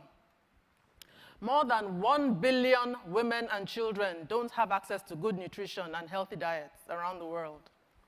A common solution are supplements and vitamins, which are easily accessible in wealthy countries with countless choices. But in low and middle-income countries, there are limited options. And the few supplements that are available are costly and still lack all the necessary nutrients to fight malnutrition. But this big challenge can be addressed by this small bottle. Well, it doesn't look so small, but it is small. Multiple micronutrient supplements, or MMS, are an intervention that could help millions of pregnant women. They contain 15 essential vitamins and minerals, including folic acid and iron. They are easy to use, low cost, and ready to scale. Most importantly, they work. In current studies, MMS significantly reduces the risk of low birth weight by 12% and very low birth weight by 22%, both of which are factors in infant deaths today.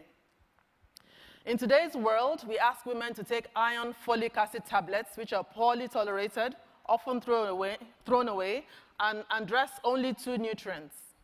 In my country, Nigeria, and others, including Pakistan and Ethiopia, researchers are working hard to bring this support to all pregnant women. Make no mistake, these supplements represent more than just help. They also represent hope, because the solution is finally being tailored to solve malnutrition in communities that were overlooked for far too long. Interventions that address nutrition during pregnancy need an assessment of the pregnancy itself, and the tool that helps us do this is the ultrasound. But for many who are pregnant in poverty, the nearest ultrasound is far away from their homes if it's there at all. And standard ultrasound systems are expensive, can't travel outside of the clinic, and require trained or certified technicians, radiologists, or obstetricians to operate them. But that could all change thanks to this second innovation in my hands. It's a handheld, portable ultrasound machine. As you can see, it's about the size of a phone or water bottle, and it plugs into smartphones. Images can be captured with the handheld probe and sent to other medical professionals for a review through a simple app. And most importantly, because of its portability, this device can be used outside of the clinic, reaching even the most remote patients. And they're about 1/20th the price of a regular ultrasound. They're also aided by AI, which means you don't have to be a fully trained radiologist or obstetrician to figure out how to use it. You sweep the probe along the woman's belly, and the AI does the rest. I mean, I heard even Bill learned to do it the other day. The results can give a nurse or midwife signs that a baby may be growing poorly or at risk for early preterm delivery. We are now validating such systems and seeing that they perform even better than the experts. Having access to these 2 tools could mean more timely diagnoses and interventions, and fewer risks and complications for both a newborn and mother. This brings me to healthy births, which are also a major focus of my work. As mentioned earlier today by my colleague, Professor Hadiza Galadanchi, one of the major causes of maternal mortality is postpartum hemorrhage, which is also known as PPH. That is severe vaginal bleeding during and after childbirth. A new mom can lose more than a liter of blood within a few minutes of childbirth. Another intervention, which is dear to my heart, benefits PPH as well as the woman's well-being, the infant's brain development, and even the bond that mother and baby make after birth, because it addresses anemia. Anemia is a common diagnosis for women in lower and middle-income countries, reaching as high as 80% in some communities. One common remedy for anemia is iron through supplements. But often, this regimen requires an expecting mother to take 2 to 3 pills a day for a minimum of 4 weeks, depending on her needs.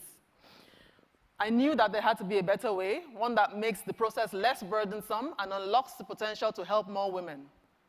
And here on this stand is where the journey has led me and my team. It's a promising solution we call IV iron. It's used in other parts of the world. It's a one-time 15-minute intravenous infusion that anemic women can get in a simple clinic. This can replenish women's iron reserves during pregnancy or even after pregnancy, as it could help treat cases of severe anemia quickly and effectively. And for women with anemia due to a lack of iron, it can give the body all the iron the baby will use. Broader access to this would allow mothers to focus their time on their well-being and that of the growing child inside them, and will reduce the risk that will stop the newborn from coming into the world safely. Yet another innovation to ensure healthy births helps track a mother and her fetus's status and vital signs. In a high-income medical facility, it's standard care to use monitors to check on a mother and her fetus during labor and delivery. They measure things like the oxygen saturation, the heart rate of both the mother and the baby, and contractions. The typical monitors used are costly. They tether a woman to the bed, and if overused, can result in increased cesarean sections. Conversely, in low and middle income country settings, these sensors are rarely used, making it difficult to identify risks and give women the care they need. But new innovations like this intrapartum sensor are low cost, wearable, and not confined only to tertiary care facilities. They can be printed at scale, use Bluetooth to communicate, and integrate maternal and fetal data to provide a complete picture of how labor is progressing. And even though they look really, fantastic and space age, they are actually things that can be used anywhere. Especially where births are shifting from homes to facilities, these help my colleagues and me understand which women may need referral to a higher level of care. As more innovators work on this, we can imagine a world where we can bring these low-cost sensors to women at home or wherever they are outside of a hospital, using AI and the internet to keep doctors informed.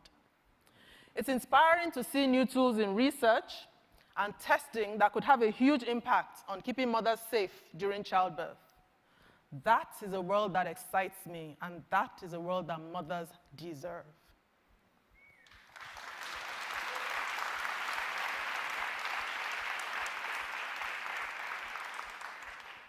And when mothers are healthy, so are their babies, which brings us to the third and final stage of the patient's journey, healthy babies. Just like I do after a successful delivery, I'll hand things over to the pediatrician. And here to share her expertise is the Aga Khan University's endowed chair in the Department of Pediatrics and Child Health. Please help me welcome Dr. Faiza Jehan to the stage. Thank you.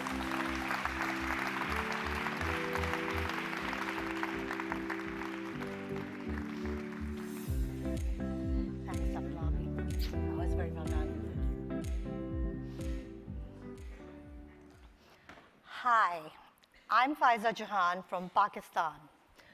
Like Dr. Afolabi here, the only reason I first considered a career as a doctor was because my mother told me to be one. Had I known how it feels to be on the receiving end as a newborn is handed over, and as we get to follow the baby's development and growth, I would have studied medicine anyways. And every day, I have the privilege of watching families begin an entirely new chapter in care, knowing that what we do for newborns over the first few hours and weeks will determine the course of their lives. A pediatrician like me knows how it feels when we hold these children. They are counting on us. But it can be tough when challenges come.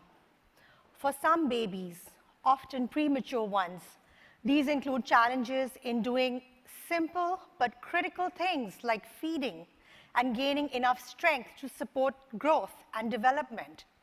And wow, do they grow if they have the right building blocks.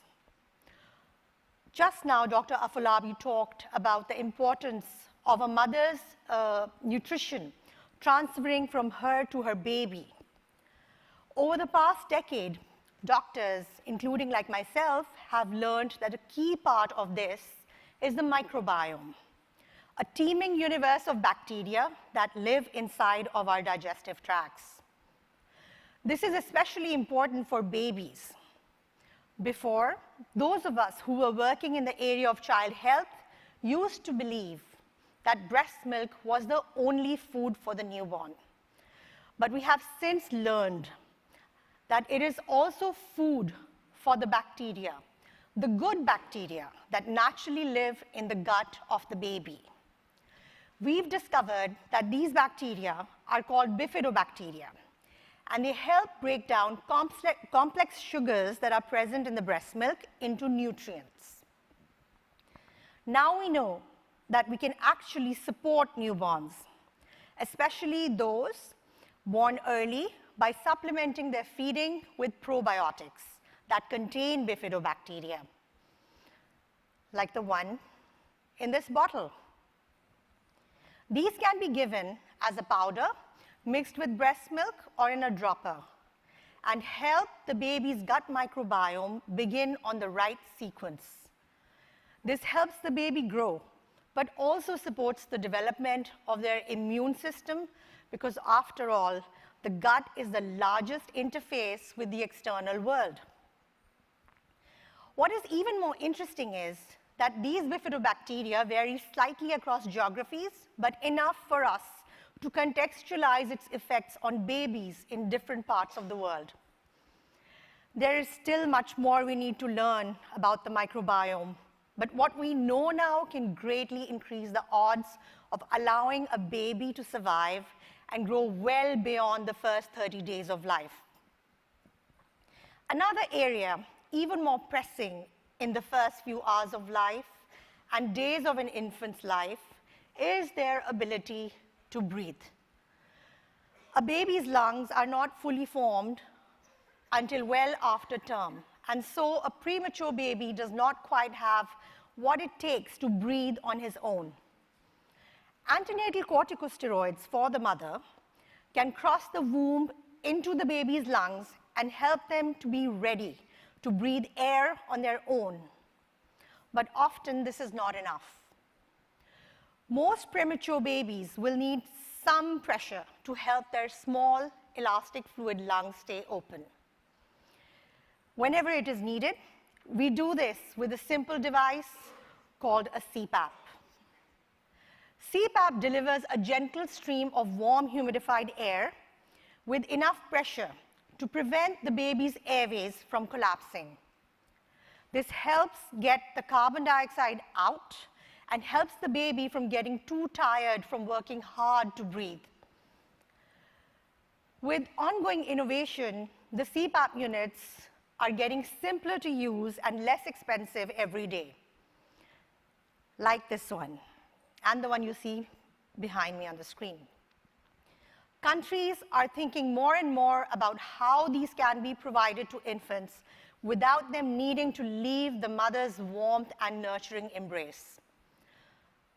But for some babies, even CPAP is not enough. And that's when a pediatrician calls an expert in the care of newborns, a neonatologist. Rasa.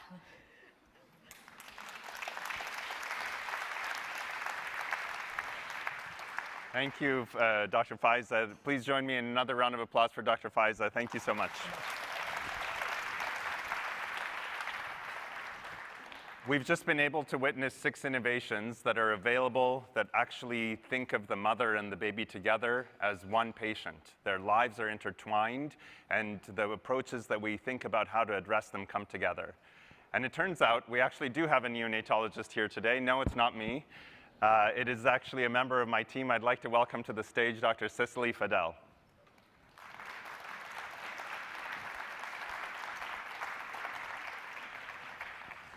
So, welcome, Cicely.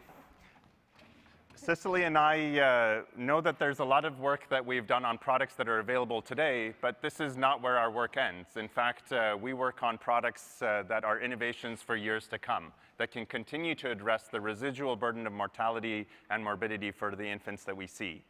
One common cause of this, as Dr. Faiza mentioned, is respiratory distress. Now, behind us, you'll see what we typically actually use in training to understand how to take care of premature infants. So, Cicely, could you please talk us through what happens when a baby's born prematurely and what that looks like? Yeah, so when I'm talking to parents, the way that I describe it for them, I ask them to picture a balloon that's mostly empty but has a little bit of water in it. And so that balloon will stick to itself and be difficult to blow up. And so that's what's happening in the premature lung because the babies are lacking a substance called surfactant. And surfactant really acts like a detergent that then can go in, break up that film of water, and then makes the lung much easier to inflate.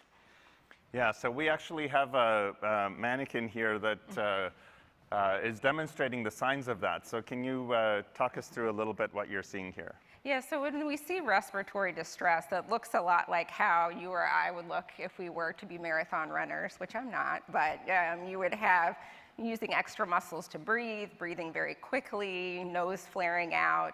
You can see here the baby's using their belly muscles to breathe, and so that's what we call belly breathing. And sometimes they'll even make little grunting sounds, so it sounds a little like, and that's them essentially trying to give themselves CPAP. They're trying to leave a little bit of pressure in their lungs so they don't collapse all the way down when they exhale. And Cicely, you continue to practice as a neonatologist in Boston. So when you have a child that's born premature and struggling and CPAP is not enough, what do you do?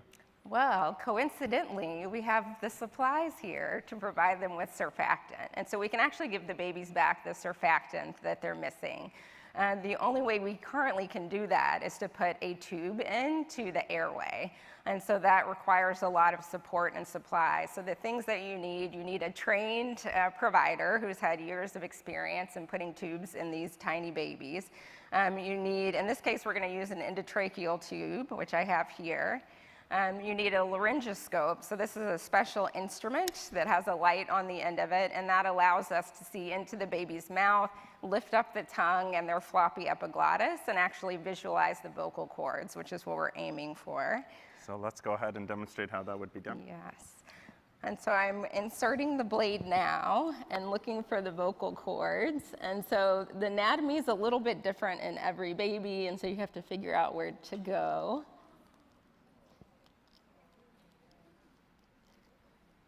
All right. And so once you get through the vocal cords, you can then remove this and use the bag mask to make sure that you're in the right place. So you can listen for breath sounds. You can look for chest rise. So in this case, we have chest rise, so we know we're in the right location. And then we can remove this, and there's a special adapter you can attach to the endotracheal tube. And at the end of this adapter is the syringe of the surfactant medication, and so we would then instill that into the lungs of the patient. And almost instantly, you'll see them pink up and start to breathe easier. It's one of the more gratifying treatments we give as neonatologists.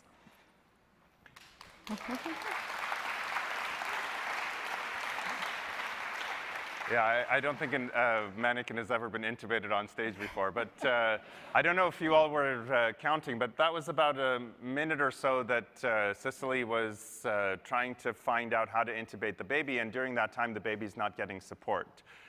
Tell us a little bit about what does this look like in the real life setting? And really, it being a few minutes is it's much longer in real life and requires a lot more support. So you have to wait for medications to come up from the pharmacy. We give the babies medications to keep them comfortable, to keep their heart rates in a safe range.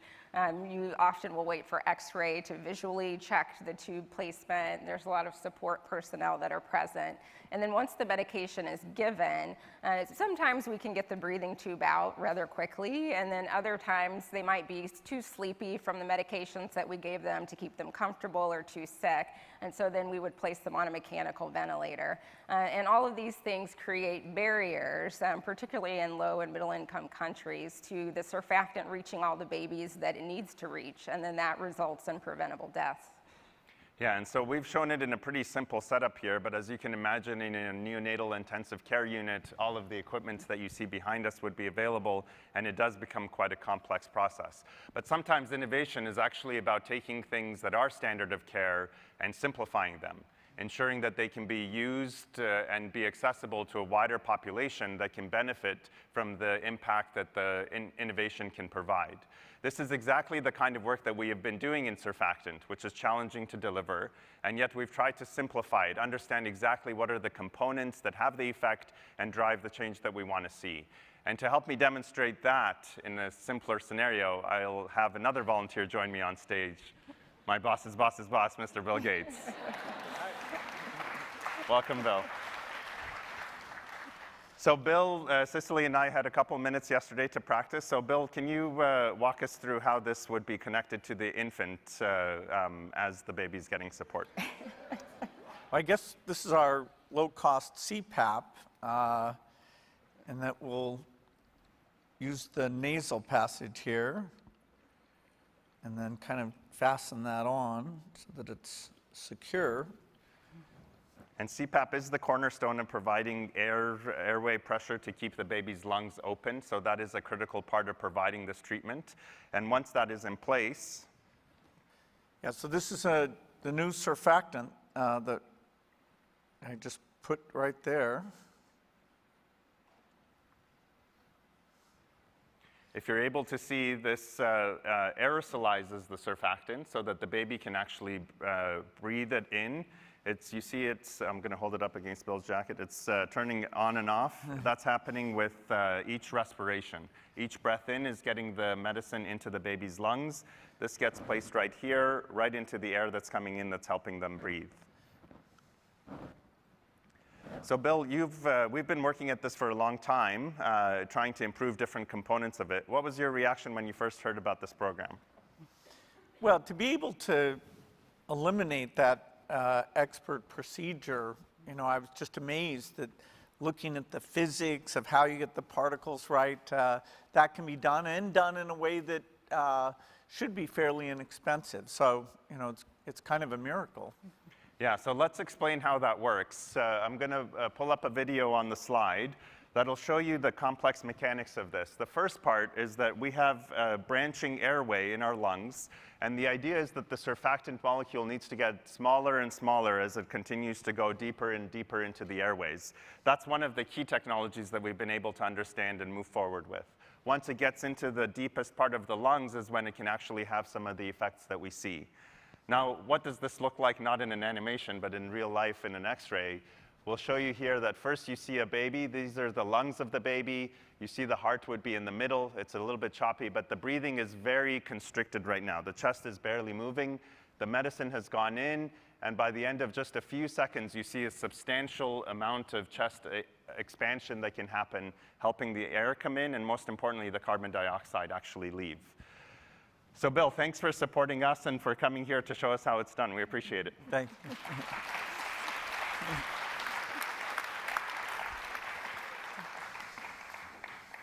Now you know about 6 more innovations that could improve the patient's journey, as well as some innovations that are yet to arrive but that we're working on.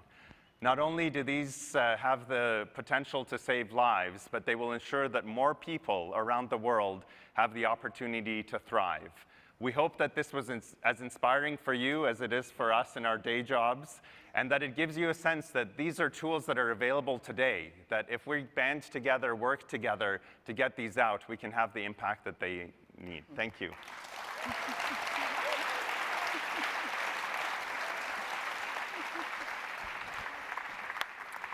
Thank you, Cicely and Rasa. We're running late on time, so I think we're going to move it on. All right. Thank you, David. Thank you, guys. Thank you, thank you, thank you. How many Nigerians here today?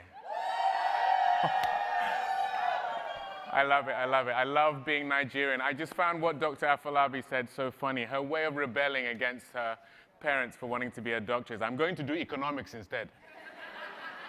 Typical Nigerian. More than 20 years ago, the Bill and Melinda Gates Foundation was created, and the foundation was inspired in part by our next guest. He's a Pulitzer Prize-winning columnist in the New York Times and someone who has made a huge impact on this organization. In 1997, he wrote an article in the New York Times called, "For the Third World, Water is Still a Deadly Drink."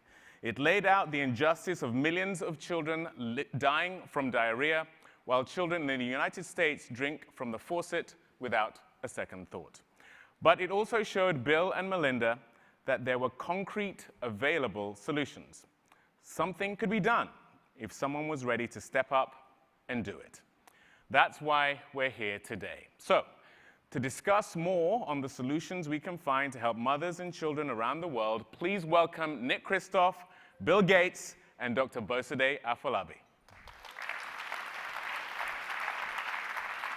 Of course.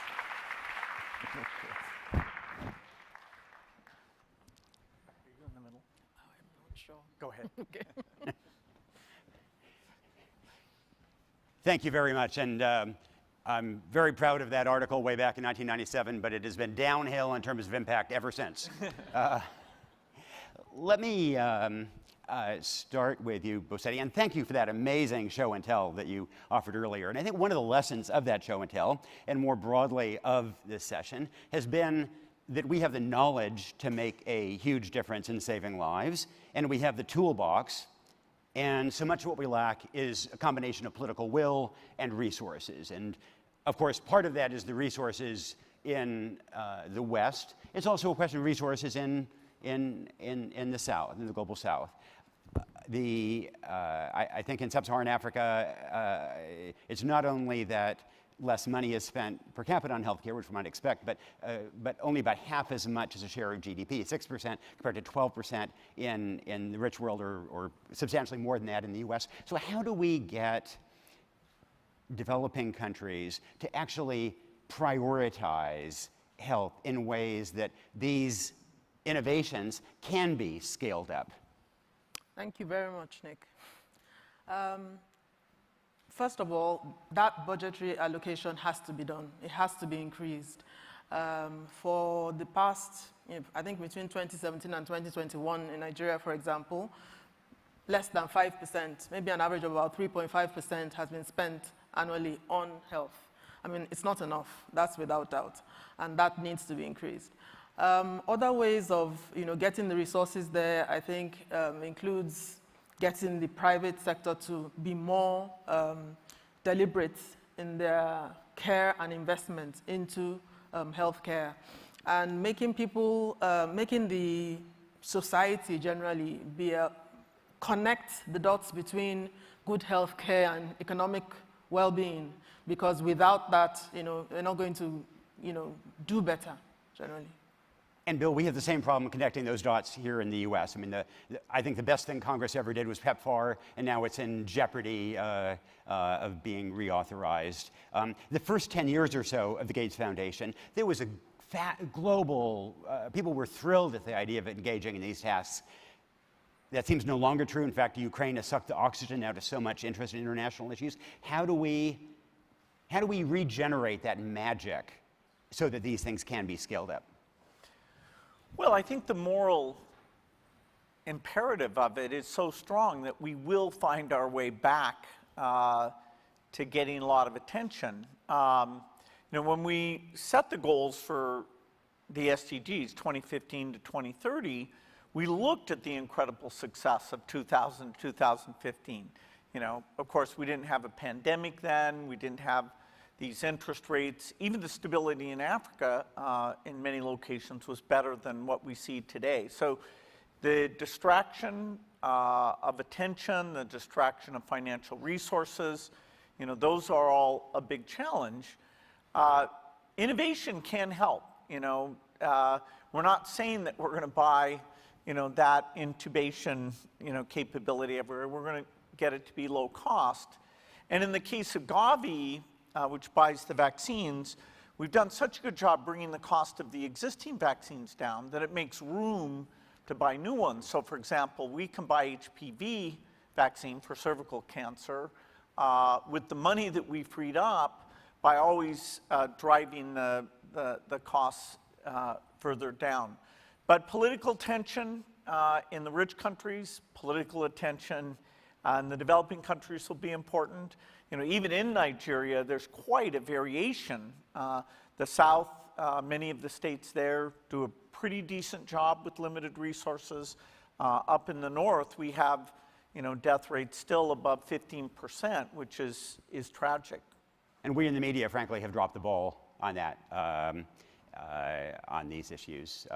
But Bosetti, it's not just a question of resources. And I want to ask you a little bit about the cultural obstacles, if I can. And I remember this visit to Chad and a teenage girl who was suffering, she was in a coma from eclampsia, and the response of her family had not been to rush her to a doctor, but to take her to a TBA who burned her chest as a traditional remedy and poured holy water in her mouth. And by the time she was actually brought to somebody who might help her, she was almost dead. And so often I've seen this with moms, with children. I can't help thinking that part of it is that those traditional healers may not have the skills in some cases, but they have a great bedside manner, and that the medical establishment often comes across to people as condescending, as unhelpful, not speaking local languages, for example. Is that true? You're on the front lines of this. If so, if that is an obstacle, then how can we address it? Thank you for that. So there is that issue where women want to deliver amongst loved ones. They want respect during delivery. They want care. They want to be sure that they're in good hands. And unfortunately, in places where healthcare is not great, especially for women, like my country, you sometimes have the issue, a lot of the time, women don't want to go to the healthcare system. They don't trust, the trust isn't there. They want to stay home and deliver or go to the person who their mother-in-law said, delivered all her 5 children, But the thing is, because deliveries would always, 6 out of 10 would be fine without any problems. That's why that person delivered their mother-in-law well. But for those 4 out of 10 that would have problems, it's difficult to know, and that's why every woman needs skilled healthcare. So to get the healthcare system, we in the healthcare system to bridge that divide, to appreciate the fact that women want to deliver with respect and with care, and take all these innovations to them as much as possible. Even in the West, women want to deliver at home, but they have the benefit of skilled healthcare. So bridging that gap, making us understand that from our high ivory towers and hospitals would, I think, make that difference. One of the things that I worry about, Bill, is that in this issue, in this period of scarce resources, where the magic has faded to some degree, that all these folks with the best of intentions who care deeply about these issues become warring saints. And the nutrition people say, can't solve these problems without nutrition. Maternal health people, it's all about maternal health. Neonatal, it's a nutrition, and so on.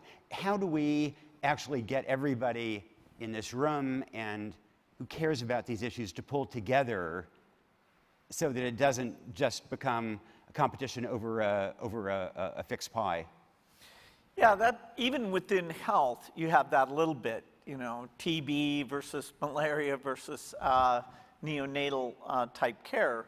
And then as soon as you get to, okay, global education needs more resources, super important. I put it right after health, but other people would put it even before. And now we have, the cause that gets great visibility for good reasons is climate. And yet, buying less vaccines so you can do climate interventions would net be a huge step backwards. And so, keeping in mind, okay, how do we improve governance? How do we get these medical things done?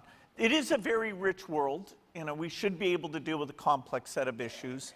Hopefully, the generosity of the rich world to the developing world goes up. Also, countries are going to have to collect more domestically. If we get their economies growing, of course, that becomes very possible. And you hope in a democracy that, which politician can do a good job on healthcare gets more resonance. We have, in Nigeria, there's a new president. He seems to be putting more attention so far into health than in the past. So, he's off to what hopefully will be a promising start. But each area has to decide what the most effective interventions are and make sure that that's what they're taking the very limited resources to do. A last very brief question for each of you. I sometimes think that one of the reasons why that magic has faded is that we in the media community and folks in the nonprofit community and maybe in the foundation community, that collectively we have so emphasized all the problems that we haven't adequately focused on the progress and the potential. And so what gives you that sense of hope and success and pride and accomplishment and transformation that we can evangelize about? Steady. I see light at the end of the tunnel, and the reason I do that is because I know that, the fire I have in my belly is not just from me alone, and I have a lot of colleagues and, junior colleagues and assistants and people in the policy-making business that are actually interested in doing this. The only important thing is coordinating all those efforts and making sure that we can get to the women where they need, their care. So if that concerted effort is done, where we connect all the dots. We make sure that we see the women's point of view, and we prioritize women as being, birthing the nation, as Melinda alluded to earlier. I think that definitely things are going to happen, and a lot of us have that concerted desire to make it work. So I think it's going to, I see light at the end of the tunnel, basically.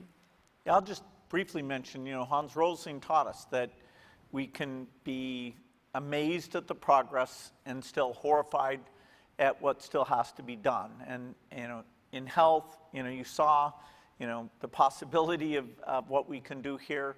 Just the despair doesn't work, even in climate now, the despair message might be too high because people aren't seeing the progress. Well, thank you for the work you do. You're both engines of hope and progress. So thank you for both for all you do. Thank you. Thank you. Thank you. Thank you. That was well done. Thank you all. And thanks to everyone for joining us today. As a storyteller myself, I've always believed in the power of narrative, in the power of story.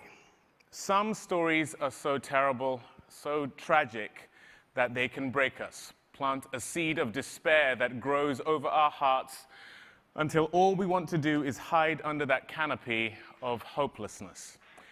But stories can also break us open, show us that even in the face of great injustice, we do have the power to sow something new, to be the light that calls life out from even the deepest soil. So, let the stories you heard today inspire you not to turn away, but to lead the way. If you are involved in health policy or the healthcare industry, let these stories lead you to invest in technologies that may not be aimed at the wealthiest patients, or medicines that may never be featured in a TV advertisement where soft jazz plays behind dancing happy rich people on a beach. Support instead things that most help the people who need it the most. You'll get more than a TV commercial, you'll get life. If you are, oh, okay. If you are one of those people privileged enough to have a seat and a voice in the rooms where businesses or NGOs or governments determine where they spend their precious resources, then please, please remember these stories. Remember Eva Nangolo and the thousands of midwives like her who are not in those rooms with you. Remember the countless families who have lost a son or a daughter, and then lend them your voice. Tell your colleagues to give them what they need. Tell your bosses that there are tools and medicines that can save lives. And finally, if you, like me, are a storyteller, whether on the screen or the page or around the table with friends and colleagues, share what you've heard today. Give these stories new breath. Keep them alive. And they will, I believe, keep others alive too. When we goalkeepers come together, we can save lives. One mother, one baby at a time. Families who remain unbroken. Little girls and little boys who can grow up to create and dream and innovate with worlds of potential inside them that will be realized and felt by us all. Thank you.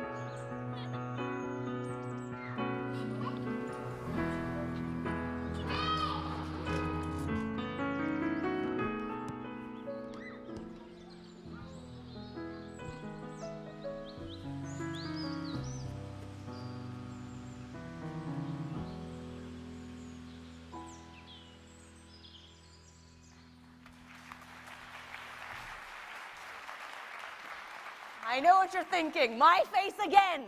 This is the last time. I'm sure you'll agree with me when I say this has been a phenomenal event. Am I right? Big round of applause for everybody. Now, it's almost time to connect and have fun in the atrium. There's going to be food, so eat as much as you like because it's free. So maybe take some home in your pockets.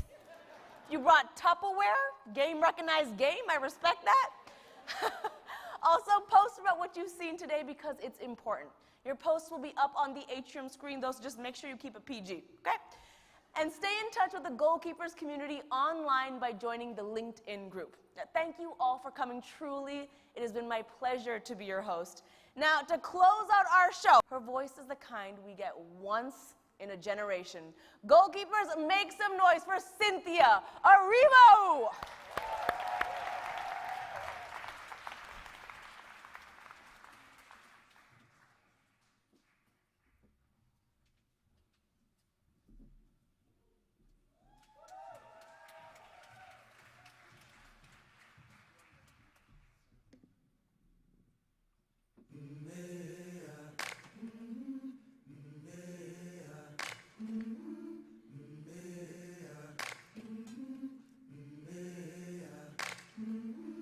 I've been walking with my face turned to the sun, weight on my shoulders, a bullet in my gun. Oh, I got eyes in the back of my head, just in case I have to run. I do what I can when I can, while I can for my people. While the clouds roll back and the stars fill the night, that's when I'm gonna stand up, take my people with me. Together we are going to a brand new home, far across the river. Can you hear freedom calling, calling me to answer? Gonna keep on keeping on. I can feel it in my bones.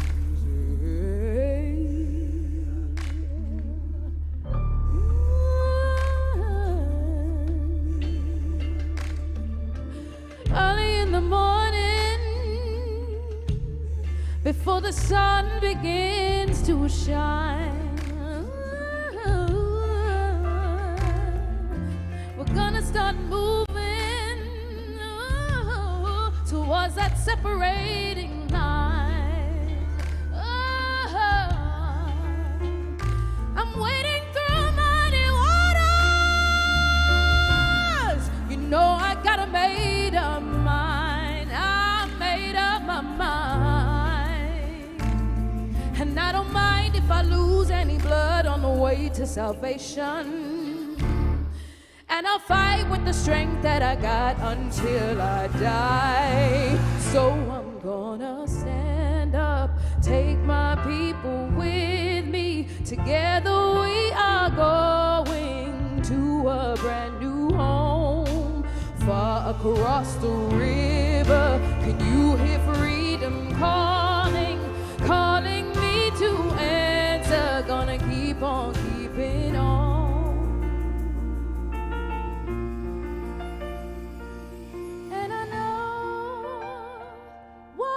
Around the bend might be hard to face 'cause I'm alone, and I just might fail, but Lord knows I tried. Sure, stars fill up the sky.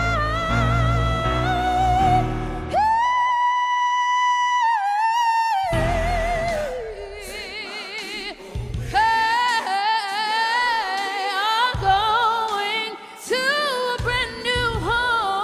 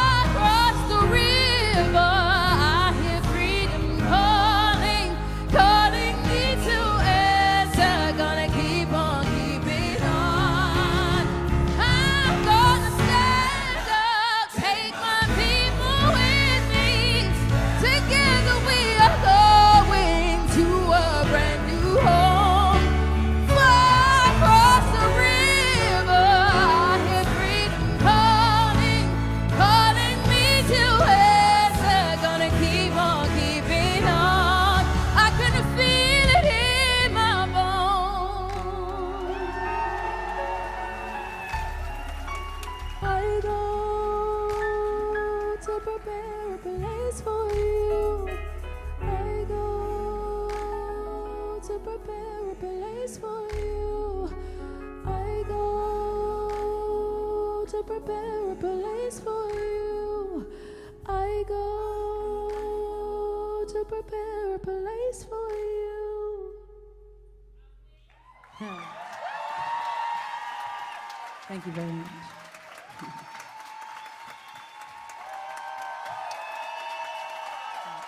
Well, Wells, ladies and gentlemen.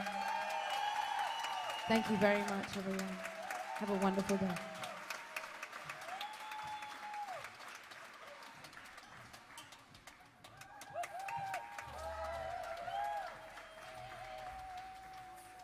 Goalkeepers, thank you for joining our program today. Please make your way to the atrium for our luncheon reception. Have a great afternoon.